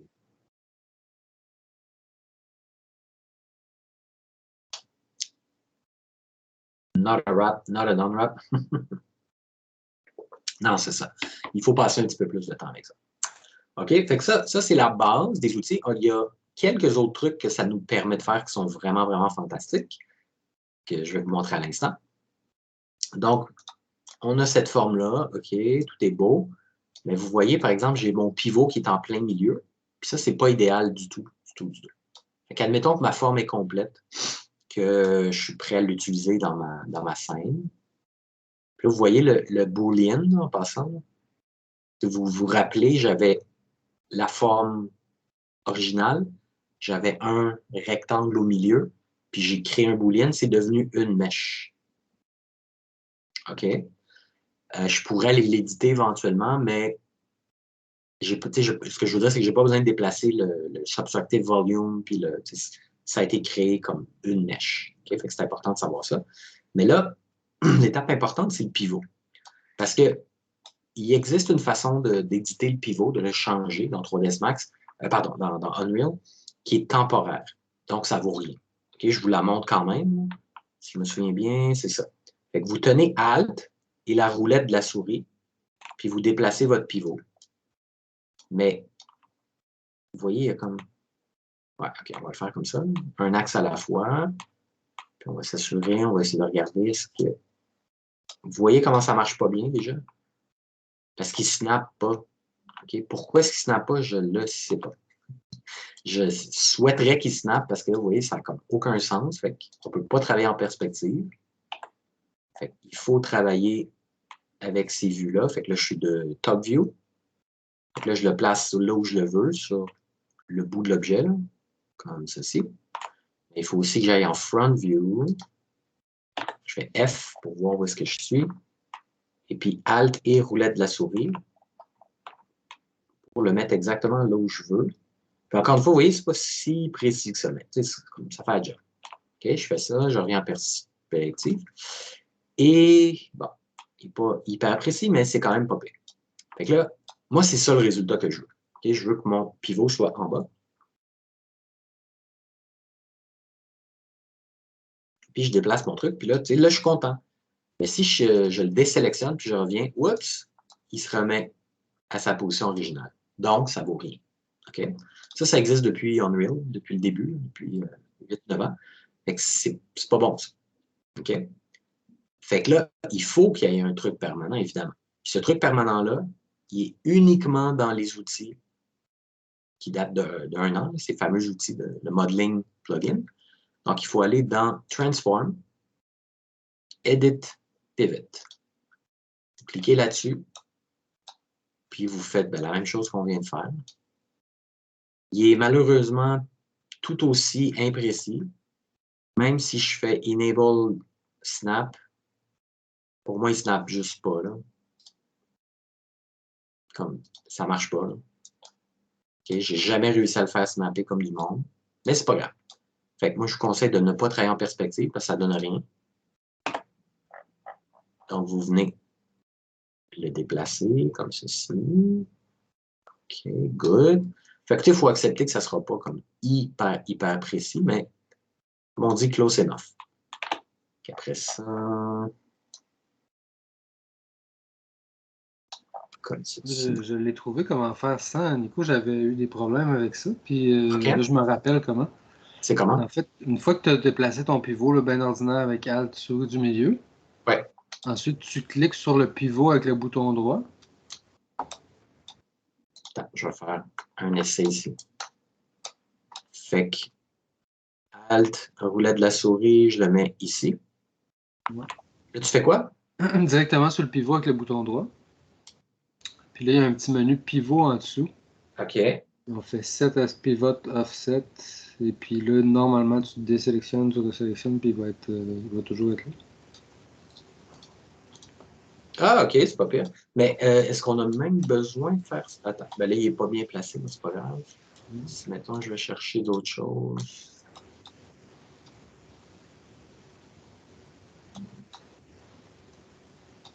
J'ai eu des problèmes pour rotater certaines pièces, puis ça a été pratique. Oups, OK, je l'avais désélectionné. C'est pas bon. Ouais, si tu cliques à côté, il perd. Pivot, set pivot offset. Ben, OK, moi, je sais pas pourquoi il me désélectionne constamment. Qu'est-ce qui se passe? Ouais, okay. c'est comme si tu cliques sur la mèche à la place du pivot, on dirait qu'il... OK, ah, c'est une bonne façon. Ben, encore une fois, il n'est pas précis, là, mais ça, c'est pas le même problème. Il n'y a pas de snapping, mais bon, ça peut aider. OK, ah, ben c'est cool qu'il y avait ça. Tu vois, j'étais pas au courant de celui-là, je me servais pas de ça. Parce que, généralement, là, anciennement, pas mal tout le monde retournait dans 3ds Max, mettait le pivot là, il voulait, puis l'idéal, c'est que dans 3ds Max, tu le snaps, le pivot, là, tu le snaps sur le vertex. Parce que tu as besoin de ça quand tu travailles en modulaire, il faut absolument que tu sois snappé. Fait que, tu sais, comme on dit, c'est des solutions un peu, un peu un band-aid sur une plaie qui saigne. C'est comme, ouais, ça aide, mais c'est pas magique non plus. Okay? Ni l'un ni l'autre, tant qu'à moi. Mais c'est quelque chose quand même qui est mieux que d'avoir un pivot en plein milieu. Puis ça te permet là, de bouger ton truc, puis ça a un petit peu plus de sens. Ben, merci, Samuel. Bonne alternative, bon truc alternatif. Donc, ben, c'est ça. Sinon, c'est vraiment pour ça qu'on utilise. Là, il y a des fonctions avancées. Je vais prendre 1 minute pour vous montrer ça, là, mais c'est des choses, je pense, qui vont venir dans le futur. Okay, je vais prendre mon objet ici, qui est juste un cube. Je vais dans Beform. Et puis, je vais aller dans, par exemple, moi, j'utilise un petit peu Plane Cut. OK, Plane Cut, ben, c'est comme si j'ai un plane qui fait un cut. Okay, c'est aussi simple que ça. Fait que vous voyez mon plane, là, je le bouge. Puis ça vient couper ma forme selon la position de mon plane. Donc, ça peut être intéressant. Là, ma forme est vraiment, vraiment comme de base. C'est pas très intéressant. Mais on peut faire des trucs comme simuler un peu de la démolition. On peut prendre une statue, faire. Mais c'est très droit là, au niveau du plane. Après ça, pour l'instant, on ne peut pas vraiment utiliser un autre. Comme avec le plane cut, c'est un plane. On ne peut pas changer la forme. C'est pas mal ça. C'est un outil qui est correct. Là, si je fais accept, ben voilà. Voilà ma forme maintenant. Ça n'a pas trop altéré mes UVs. Je pourrais l'ajuster anyways, mais c'est quand même correct. Si je vais faire CTRL-Z, on a aussi, par exemple, Miroir, qui est le même outil que dans 3ds Max.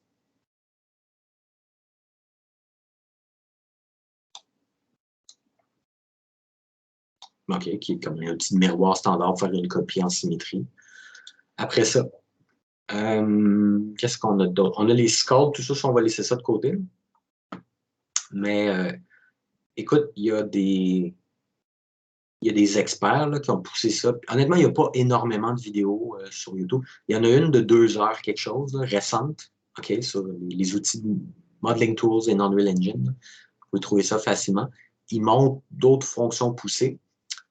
La réalité, c'est que, comme vous le savez, Quixel, donc Megascan, appartient à 3ds Max. Il y a à peu près 6 mois, ouais, quelque chose comme 6 mois, ils ont publié quelques vidéos, puis un projet qui s'appelle Medieval Village Collection, je ne sais pas quoi. Là.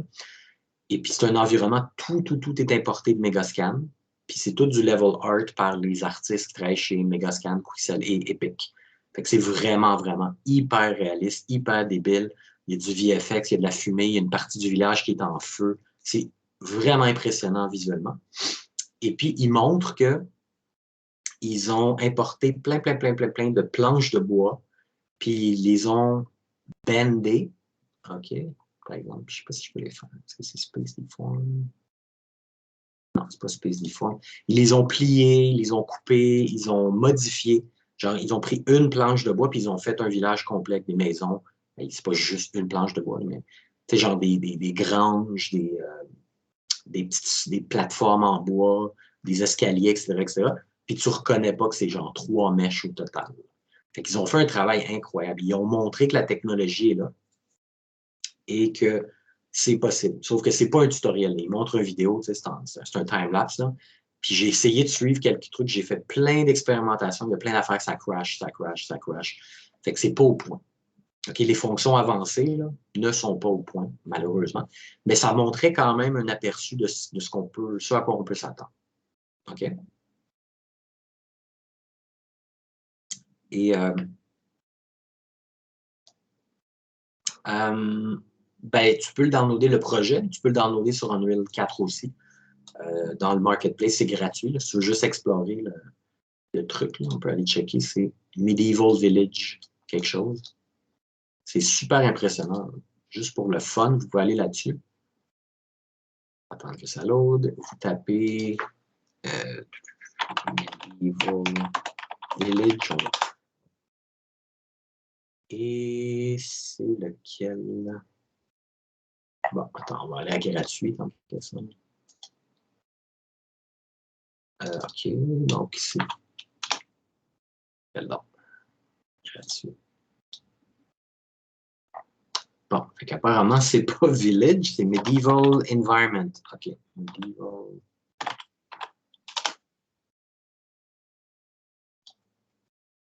Bon, on va y arriver. Medieval Game Environment. Ça pèse 20 gigs, là, fait que tenez-le vous pour dire. Ben de la misère matin. Mais c'est superbe. OK, c'est vraiment, vraiment superbe. Le post-process est incroyable. Les sons, la lumière, tout est juste comme impressionnant. C'est pas hyper optimisé, là. OK, ça se peut que ça roule à 15 FPS dans certaines régions de la map, là, mais c'est vraiment, vraiment, vraiment comme un tour de force technique. OK? Fait que vous pouvez downloader ça puis vous regardez. Puis c'est tous des assets qui viennent de Megascan.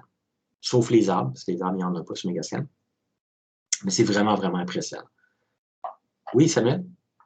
Ouais, je me demandais pourquoi il y a certains assets que tu peux pas faire add to project. C'est absolument create project. Ouais, je sais. Ben, comme celui-là, par exemple, je pense qu'ils ont une limite de gigs.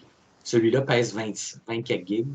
Fait qu'ils se disent, c'est peut-être pas vraiment productif que quelqu'un, sans le savoir, dit genre, hey, moi, je veux le drapeau qui est ici. Là, il l'importe, puis ça prend comme 2 heures avec sa connexion Internet.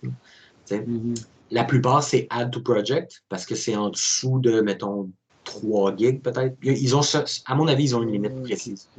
J'avais remarqué, mais je pensais que c'était parce que ils voulaient pas qu'on porte les assets. Parce que dans le fond, c'est moins long de faire add to project que de downloader la scène puis de loader la map des fois. C'est sûr. C'est sûr. Mais dans certains cas, ça va juste alourdir ton projet tellement qu'ils se disent, regarde, 20 gigs, ça n'a pas de bon sens. OK. Parce que sinon, il faut que tu load le project. Il faut attendre que la default map load, elle compile les shaders. Puis après ça, on peut faire merge. Exact. Migrate ou etc. C'est plus long que faire add project. C'est sûr. Mais écoute, moi, ce que je pense, c'est que c'est ça. C'est qu'ils ont une limite de gigs, puis qu'ils se disent, ça, on ne veut pas faire en sorte que ça ajoute à leur projet tant que ça. OK. Cool. Good. Bon, ben, moi, ça fait le tour un peu de l'outil, de ce que je vous conseille. Je vous conseille d'expérimenter avec ça. Même, tu sais, je veux dire, si vous faites du game design, du level design, ça va être vraiment utile de pouvoir faire quelques trucs comme ça. Si vous êtes artiste 3D, ben, c'est bon d'être capable de faire des trucs simples. Je peux vous le dire, j'en ai vu des vidéos, là, du sculpting, puis avec plein d'affaires. On ne fera pas des characters avec ça d'ici un bon bout là. OK? Mais moi, ce que je pense, franchement, là, avec l'attitude de Epic Games, je pense que dans 5 ans, probablement 5 ans, on va être capable de faire une grosse partie de la 3D. Puis là, je parle du workflow complet. High poly, low poly, baking optimisé pour l'engin. Les outils de Unwrap vont être plus poussés. Moi, déjà, là, il y a un an, j'étais à terre là, de voir ce qu'on pouvait faire. Ça peut vous sembler limité là, pour l'instant, mais c'est déjà incroyable qu'on puisse faire ça dans l'engin. Okay? Je pense que dans 5 ans, on va pouvoir faire beaucoup de trucs. Déjà, vous voyez, on peut faire les hair cards. Ça ne m'étonnerait pas que dans 6-8 ans, on commence à remplacer le besoin. Tu sais, genre Maya, 3ds Max, Maya, Blender, ZBrush, ça va être juste pour les character artists. On va pouvoir faire comme tout ce dont on a besoin dans un engin comme Unreal. Ce qui est incroyable. Oui, Samuel? Ouais, je tenais un matin, je viens de me rappeler mon truc de pivot. J'avais réussi à vas-y. OK. Si tu vas sur un coin de ta mèche, tu n'as même pas besoin de. Tu sélectionnes ta mèche, tu n'as pas besoin de déplacer le pivot. Tu sélectionnes un de tes coins, puis clique avec le bouton droit sur le coin. Ouais, puis là, va dans pivot. Ouais, pas besoin de bouger le pivot. Fais juste pivot. Ensuite, set à snapped en bas, là. Pivot offset, snapped. Un peu plus haut, hein. OK. Puis il snap direct sur le vertex. C'est vraiment. Normalement, il devrait. OK, fait que si je sélectionne ce vertex. Il faut que tu zoomes quand même pas mal pour qu'il le détecte. OK, nice. Ah, c'est super nice, ça. C'est ça, là, il détecte vraiment bien le coin. OK, cool. Ça, c'est awesome. Ouais, puis là, il faut que tu fasses 7 as pivot là, pour qu'il s'en rappelle. Là. Fait que là, faut ouais. dessus. Clic, pivot. OK, génial. Ah, ça, c'est un bon truc, merci. Super bon truc. C'est vraiment important que ça soit snappé. Comme pour un objet comme ça, on ne va pas les coller un à l'autre, mais si c'était des pans de mur, là, ben, on veut qu'ils se snappent, qu'il n'y ait pas d'espace entre. Fait que voilà, comme je vous dis, pour l'instant, c'est ce que je voulais vous montrer pour les outils de base. Sachez que, encore une fois, ça, c'est en plein développement. Quand Unreal 5 va sortir officiellement, probablement qu'on va avoir le même nombre d'outils. Mais dans les années à venir, là, comme Unreal 4.1, donc à 4.27, la dernière version d'engin, ils ont ajouté des fonctionnalités, ça n'a aucun sens le nombre, on ne pourrait pas les énumérer. Puis même, on parle juste comme en ce qui nous concerne pour le gaming. Parce que 4.27, les grosses upgrades, c'est au niveau du virtual production, c'est-à-dire production vidéo, cinéma, intégration, d'ajouter du digital genre Mandalorian. Éviter des explications complexes, du live action et des effets et ci et ça. Là. Donc, toutes les upgrades au niveau de la caméra, au niveau des effets, post-process, etc. 4.27, c'est à peu près que ça. 4.25, 4.26, il y a eu plein d'améliorations. Le système d'eau, le système de landmass, le système de world partition pour faire des open world. Il y a vraiment beaucoup, beaucoup de choses. Snap to surface.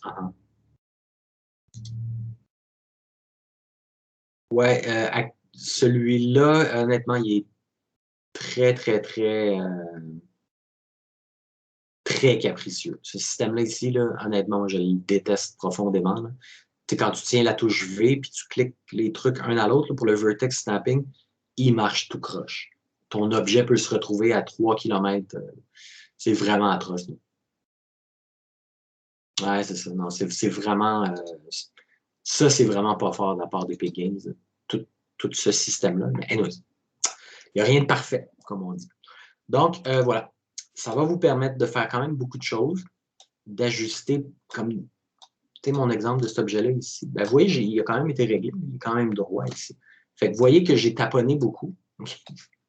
Ça reste que c'est pas encore comme super précis, c'est pas établi. J'ai essayé plein, je l'utilise énormément, cet outil-là.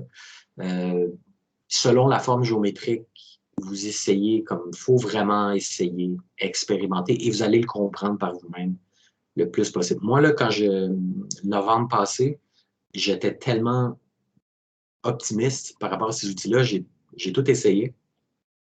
Puis je cherchais des ressources sur Internet, je regardais s'il y avait des vidéos, si quelqu'un pouvait m'aider. Il n'y avait aucune ressource. Là, il y en a un petit peu plus. Vous allez en trouver quelques tutoriels, mais c'est encore tout nouveau. Là. Puis c'est pas comme. Il n'y a pas beaucoup, beaucoup d'infos là-dessus, beaucoup de documentation. Mais ça vaut vraiment la peine de s'y mettre.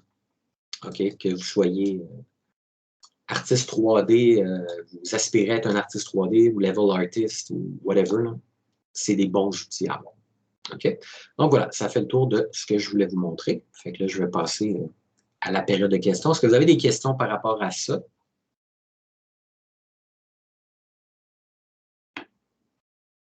Non, OK. Fait qu'on va y aller aux questions générales. On va commencer par Benoît.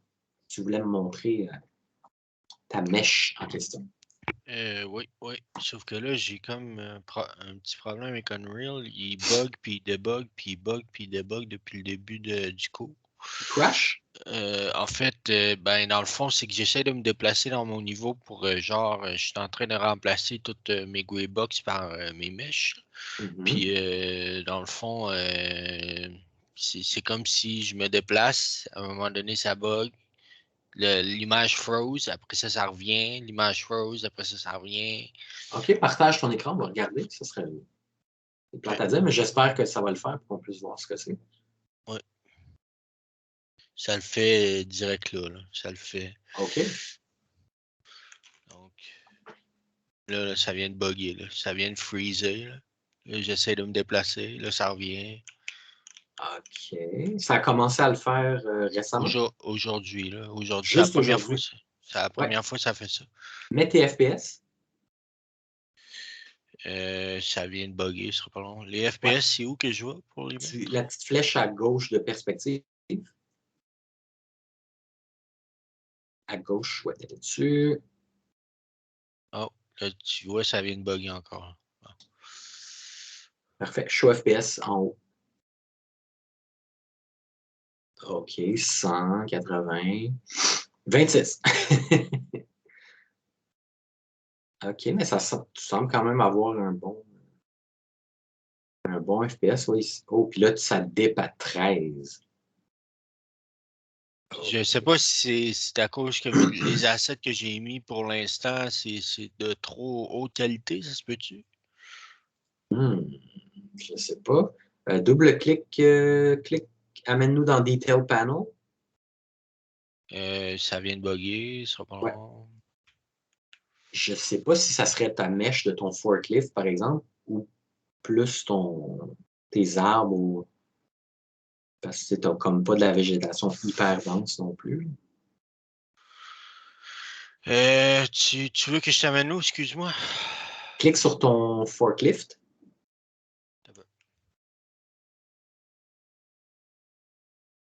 OK, tu vois ton Details Panel? Voilà. Parfait. Clique sur le forklift, sur la petite loupe. Ou double-clique sur le static mesh, là, à droite. Good. Double-clique là-dessus.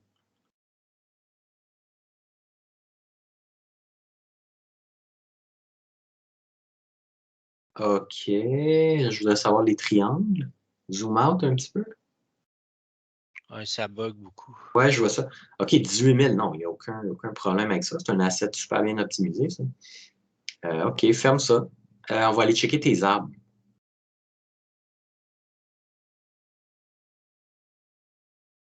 Clique sur un des arbres.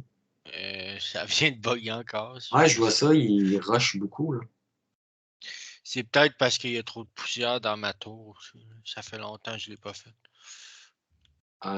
Ouais, mais non, je vois tes FPS qui drop, là. Fait que le problème est à l'intérieur de nous. C'est peut-être qu'il faut que je restarte mon ordi aussi. Ça fait longtemps que je ne l'ai pas fait. Mais je sais pas, je vois que tu es à 180 puis amené 13. Il y a des dips, tu vois, de temps en temps, il y a des méchants dips. Les arbres, hein, tu m'as dit? Ouais. Clique sur un, on va regarder. T'es as eu de où, ces arbres-là? C'est du foliage, dans le fond. De quel pack? Essaie de retrouver le pack dans ton content browser. Ouvre-moi ça, il faut qu'on check ça. Ouais. C'est lui. Ah, ça vient de. OK, non, ça devrait être correct, mais ouvre-le quand même. C'est parce que généralement, sont optimisés. Là. Tes characters, est-ce que c'est des mèches d'où est-ce que ça vient? C'est des stock characters, j'ai juste mis du chrome dessus. OK.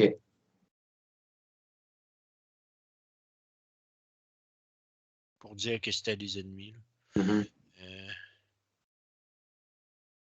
C'est ground plan, fait que ça ne sera pas tes arbres. Ouais, un peu.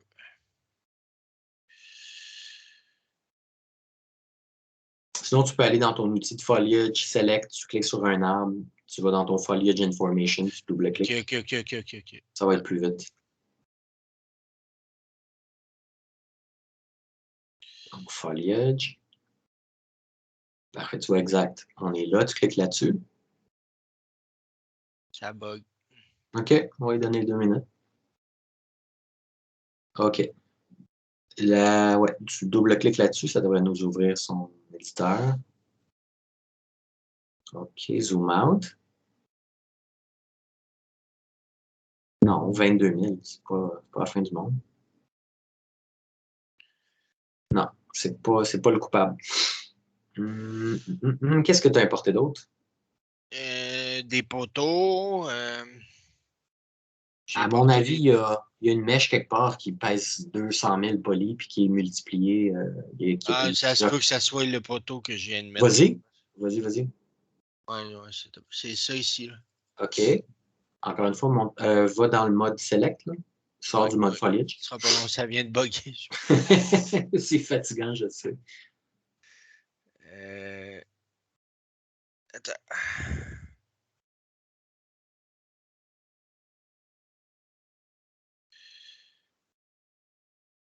On dirait que. Oh, là, il y a... OK, mais je suis en mode. Je suis pas dans le bon mode pour l'avoir. C'est ça. Mode select. Good. Oh. J'ai voulu me tasser dessus, ça m'a tassé. Oui, Pamela, c'est workshop et questions. réponse à vos questions. Fait que si vous voulez prendre ce temps-là pour travailler, allez-y. En fait, je vais faire l'appel bientôt. Là. Je vais juste répondre aux questions de Benoît. Je vais prendre l'appel, puis je peux vous laisser y aller si vous voulez travailler de votre côté, pas de problème.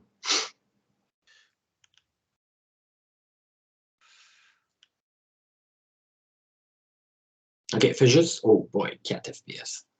Ouais, il y a une mèche, Benoît, dans ton niveau qui cause le problème. Il y a un asset qui cripple tes FPS. C'est le poteau, d'après moi. OK. Est-ce que tu es capable de l'ouvrir dans ton content browser? Tu te Ouais, rappelles ben si ça va y aller, là, ce sera pas long. Là. Je vais juste. Parce que j'avais plusieurs autres questions, mais en tout cas, là, bon. On va commencer par celle-là. On va essayer de régler ton affaire. Ben non, il est à 1000. Fait que c'est pas lui. Il faut trouver le coupable. Il faut que tu ailles à tous les assets que tu as importés, un à un, puis que tu en trouves un. La boîte, ben je l'ai pas. Il n'y en a pas 36 000. La boîte ici. Non, vraiment pas. L'autre boîte ici. Ça devrait pas. À mon avis, ça vient du même pack. Non.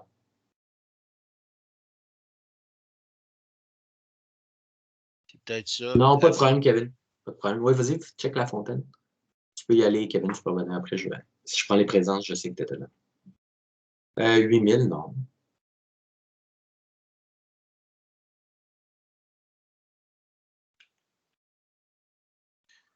Ouais, c'est ça. Tu peux, dans ton outliner, si tu es bien organisé et que toutes tes mèches sont dans un bon dossier ou quoi que ce soit, tu peux y aller puis faire hide. Tout. Ouais, tu peux y aller aussi, comme dit Samuel, tu enlèves les volumétriques. Oh, wait. Pourquoi est-ce que tu as plusieurs Skysphere? Wow, on a trouvé un problème, là. Skysphere. Tape Sky dans ton search bar. Pour quelle raison est-ce que tu en as 4? I don't know. OK, le 2, 3 puis 4, tu me délites ça.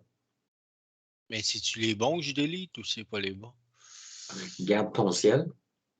Mais tu n'as aucune raison d'en avoir plus qu'un. OK. Fait que ça, je délite ça. Regarde le ciel tant qu'à ça.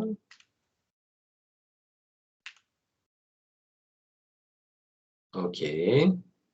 Donc là, déjà, c'est sûr que ça ne peut pas aider. Là. Fait que, déjà, ça se peut que ça aide beaucoup. Là. OK, ouais, d'après moi, ça. Ben, d'après moi, c'est c'était revenu normal. Je pense que c'était ça. OK.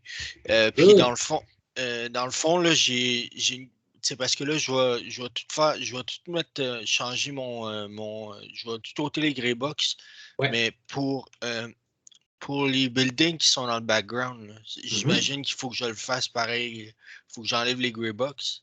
Mais est-ce que je fais un building que je duplicate avec des walls mesh, tu sais, des mesh, des walls de mesh? Parce que moi, j'ai essayé d'en trouver des buildings déjà toutes faites, puis je sais pas, là, tu sais, ça a l'air rare pas mal. Il y a des packs gratuits qui vont être excellents pour ça. Moi, j'en ai une coupe. Attends, il y en a un qui s'appelle... un petit peu... Ça s'appelle comment? Ben? Je l'avais ouvert il n'y a pas longtemps. Tu vas aller browser dans le Marketplace, tu vas aller dans Environnement, si je peux les trouver. Bon, Environnement, tu vas aller dans Gratuit, puis tu vas avoir... OK, déjà, tu en as un qui s'appelle Downtown West Modular Pack. Downtown West, je l'ai, Downtown West. Tu l'as, ben, il y a des buildings là-dedans. Après ça, qu'est-ce qu'il y a? OK, parce que j'essaie... Attends un peu. Je vais aller voir Downtown West, puis je l'ai au complet, le pack. Fait que, il est même sur ce projet-là. Et il y a l'autre aussi, Modular Building Set. Ouais, je l'ai lui aussi. Ben, il y a des pans de murs. Ouais, là, il faut que tu assembles les buildings ensemble, mais ça va vraiment, vraiment faire une super belle job. Downtown West, je vais dans Asset. Je sais pas si tu vois mon écran. Ouais. Je vais dans Asset. Tu vois, tu as Building. Ouvre un building. OK. Puis là, tu as les murs faits en modulaire. Tu peux en faire un. Tu les groupes. puis tu fais des copies un peu partout. Tu te fais un deuxième building. OK, je fais genre un cube fait, Ouais. puis je monte. OK, ouais. Ouais. C'est juste ça le building. Ça n'a pas besoin d'être ultra détaillé, j'imagine. Ben non, c'est juste le background. Ça, c'est déjà, c'est top-notch. Ça va être de super haute qualité. Là. OK. Ouais. OK, fait que c'est bon.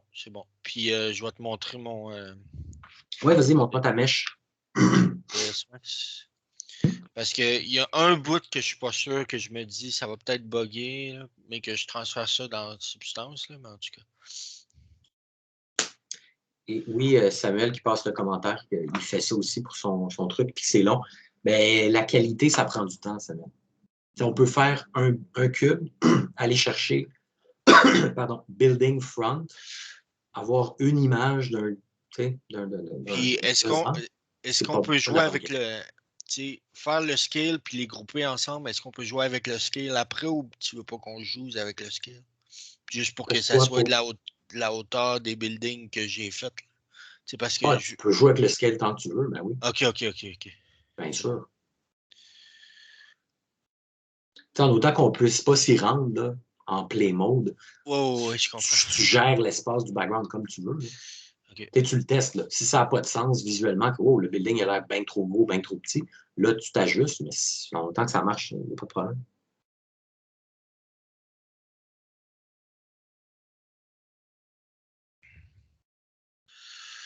Donc, je me souviens que vendredi dernier, tu m'avais dit de ne pas faire quelque chose de trop compliqué. Fait que je me suis rabattu sur quelque chose d'assez simple, qui est ça.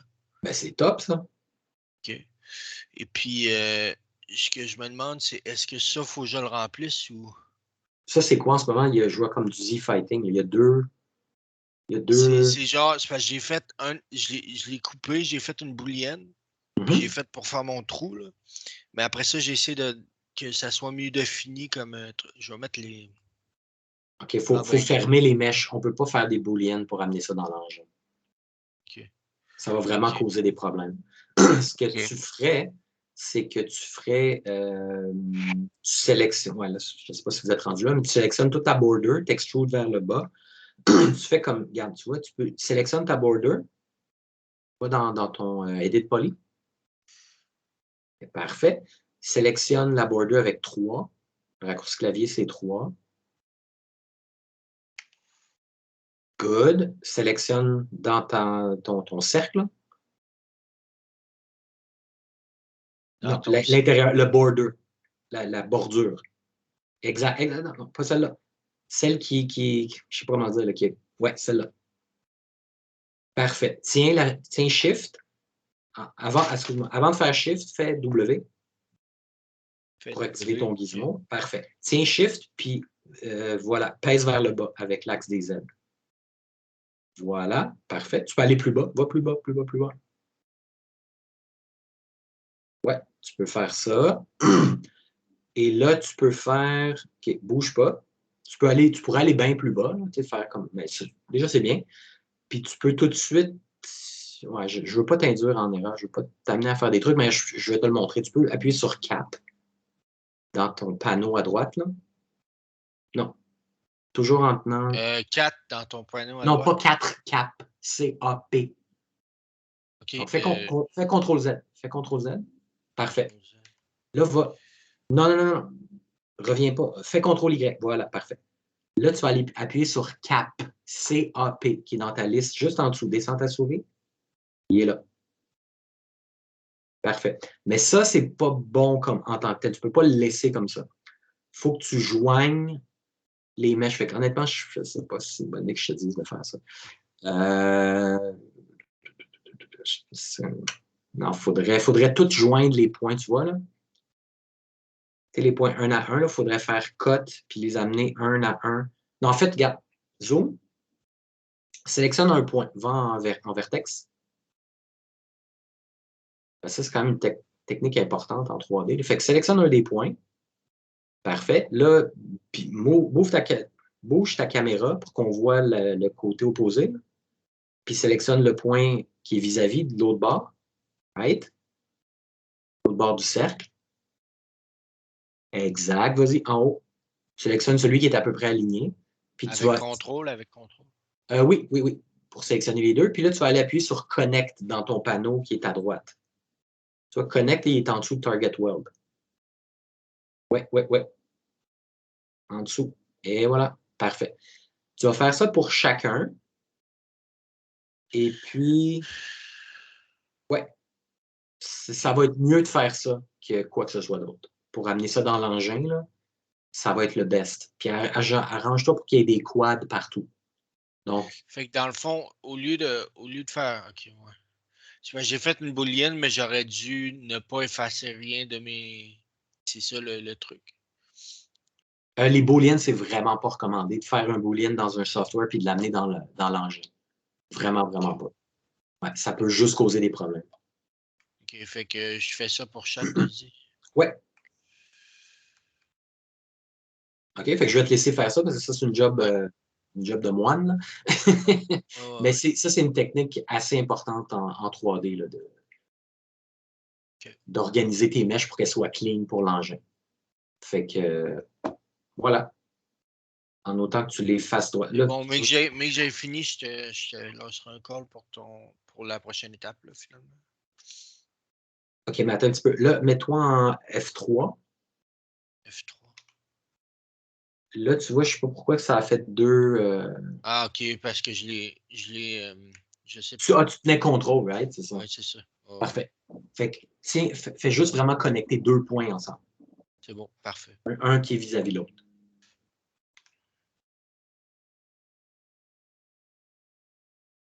Parfait. OK, fait que je vais te laisser faire ça. Avais-tu une autre question? Ben, attends, je pense que je vais passer à quelqu'un d'autre parce qu'il y a beaucoup de questions. Oui, il n'y a pas de problème. Non, c'était tout, là. Il n'y a pas de problème. Ah, excellent. Donc, le Boolean, Jean-Michel, quand on l'utilise dans un software de modeling puis qu'on l'amène dans 3ds Max, ça ouvre juste une boîte de Pandore. Ça n'est que des problèmes. Il faut éviter ça le plus possible. Comme j'ai montré, il y a un outil de Boolean dans Unreal, mais il gère lui-même, fait qu'il fait clean. Parce que la réalité, là, c'est qu'on ne peut pas avoir de N-gun. N-gun, c'est le N, comme Nicolas, comme la lettre N, c'est un chiffre impair. Non, pas impair, excuse-moi. C'est un chiffre anormal. C'est qu'il faut tout modéliser en quad avec 4 côtés. On peut avoir des triangles aussi, c'est permis. Des triangles ou des quads. Du moment que tu as un 5 faces ou n'importe quoi d'autre, ça va vraiment pas marcher dans l'engin. Ça va vraiment juste causer des problèmes. Fait que c'est un petit peu ça l'idée. Puis le Boolean, dans la nature du Boolean, il ignore toutes ces affaires-là. Fait que ça te fait des mèches avec des superficies qui ont comme 17 côtés. Puis ça ne marche pas du tout. Fait que c'est ça le problème un peu. Mais en tant que tel, comme visuellement, ce que le Boolean fait, si tu peux faire comme ben ça va faire la job. Les Booleans, c'est vraiment une catastrophe quand on amène ça dans l'engin.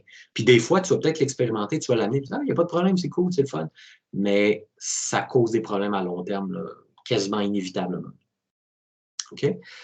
Parfait. Je pense que Émeric, tu levais la main un petit peu plus tôt. Est-ce que tu as toujours une question? Est-ce que Émeric est parti? Je pense qu'Émeric est en break. OK. Félix?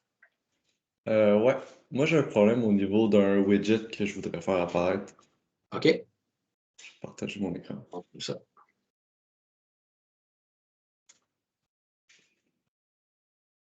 OK. Est-ce que tu vois? Oui. OK. Dans le fond, c'est juste ça que je veux que je ramasse.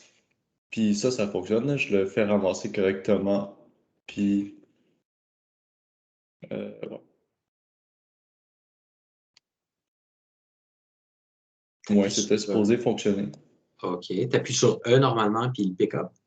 Ouais. Peut-être que ton trigger. T'as-tu touché à ta boîte de trigger ou quelque chose, non? Pourtant, non. À moins que mon personnage était déjà dedans, puis il aime pas ça. Ouais. Ouais, ça se peut.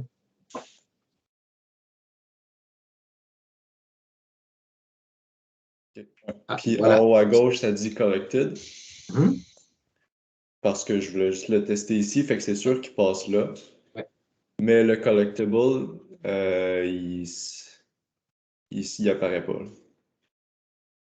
Qu'est-ce que tu veux qu'il se passe?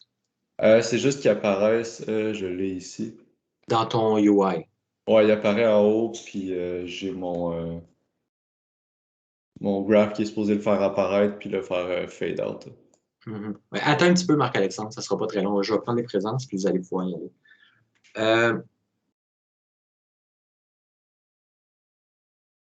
Zoom un peu plus près. Sur Ouais. l'animation. Play animation, OK, delay, fade, play animation. Donc là, OK, là, c'est pour faire apparaître, faire disparaître. Delay, Ouais. remove from parent.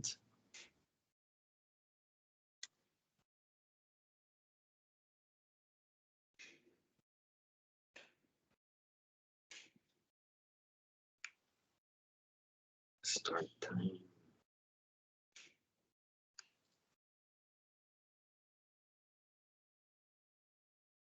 Est-ce que tu as suivi un tutoriel pour faire ce graphe-là en particulier? Ouais. OK. Puis, c'est comme tu as tout suivi les étapes, puis ça fait pas comme dans le tutoriel? Ouais. Ah. Fais voir ton UI. Va en designer. OK. Là, il faut comprendre qu'est-ce qui est. Donc, qu'est-ce que tu affiches? C'est ça, l'image dans le canvas. Ouais. Après ça, qu'est-ce qui appelle comme fonction dans ton panneau de droite? Qu'est-ce qui trigger? C'est associé à quoi? Je suis pas sûr de comprendre la question. Dans ton panneau de droite que je vois, c'est quoi? C'est slot, canvas, panel slot, anchor, tu l'as placé. Après ça, appearance. OK, déroule.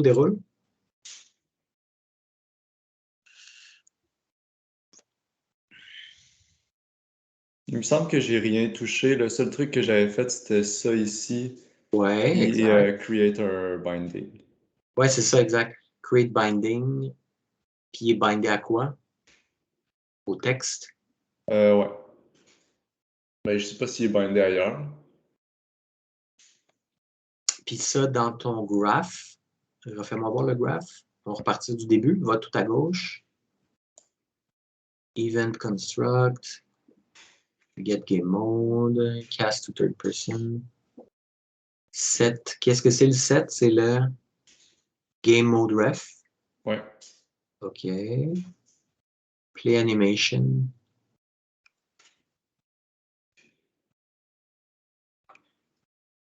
Jean-Michel, non, la présentation, c'est pour la semaine prochaine. Le cours 15. Play animation, delay.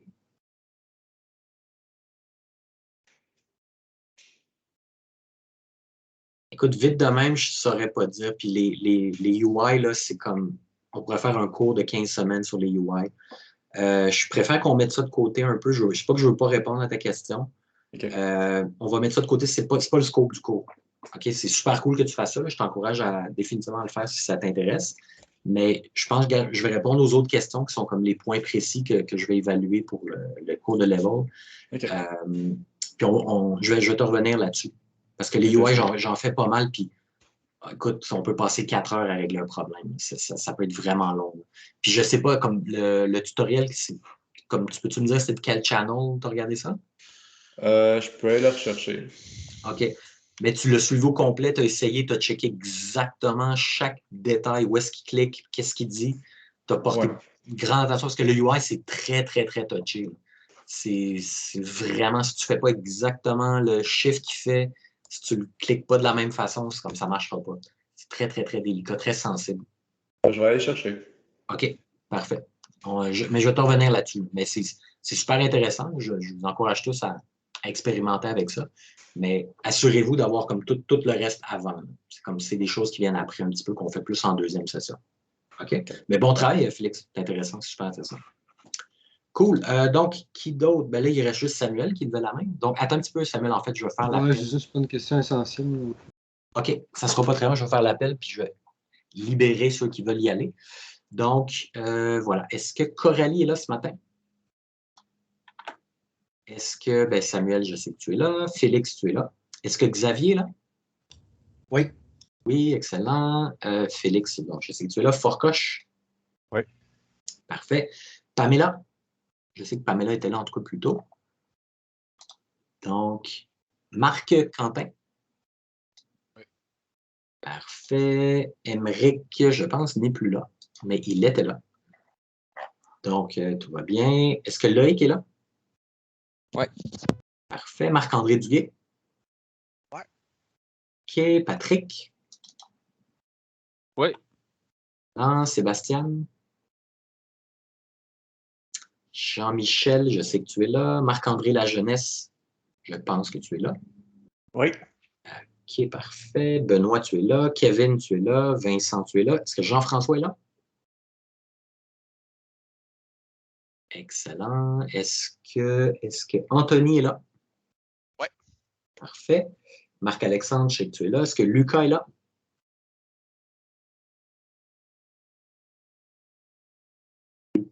Lucas.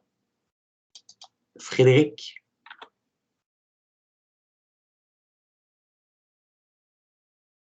Est-ce que Frédéric est là? Il était là plus tôt. Est-ce que Tristan est là? Ouais. OK, parfait. Donc, ben voilà, j'ai arrêté l'enregistrement aussi. Encore là pour répondre à vos questions. Je vais répondre à la question de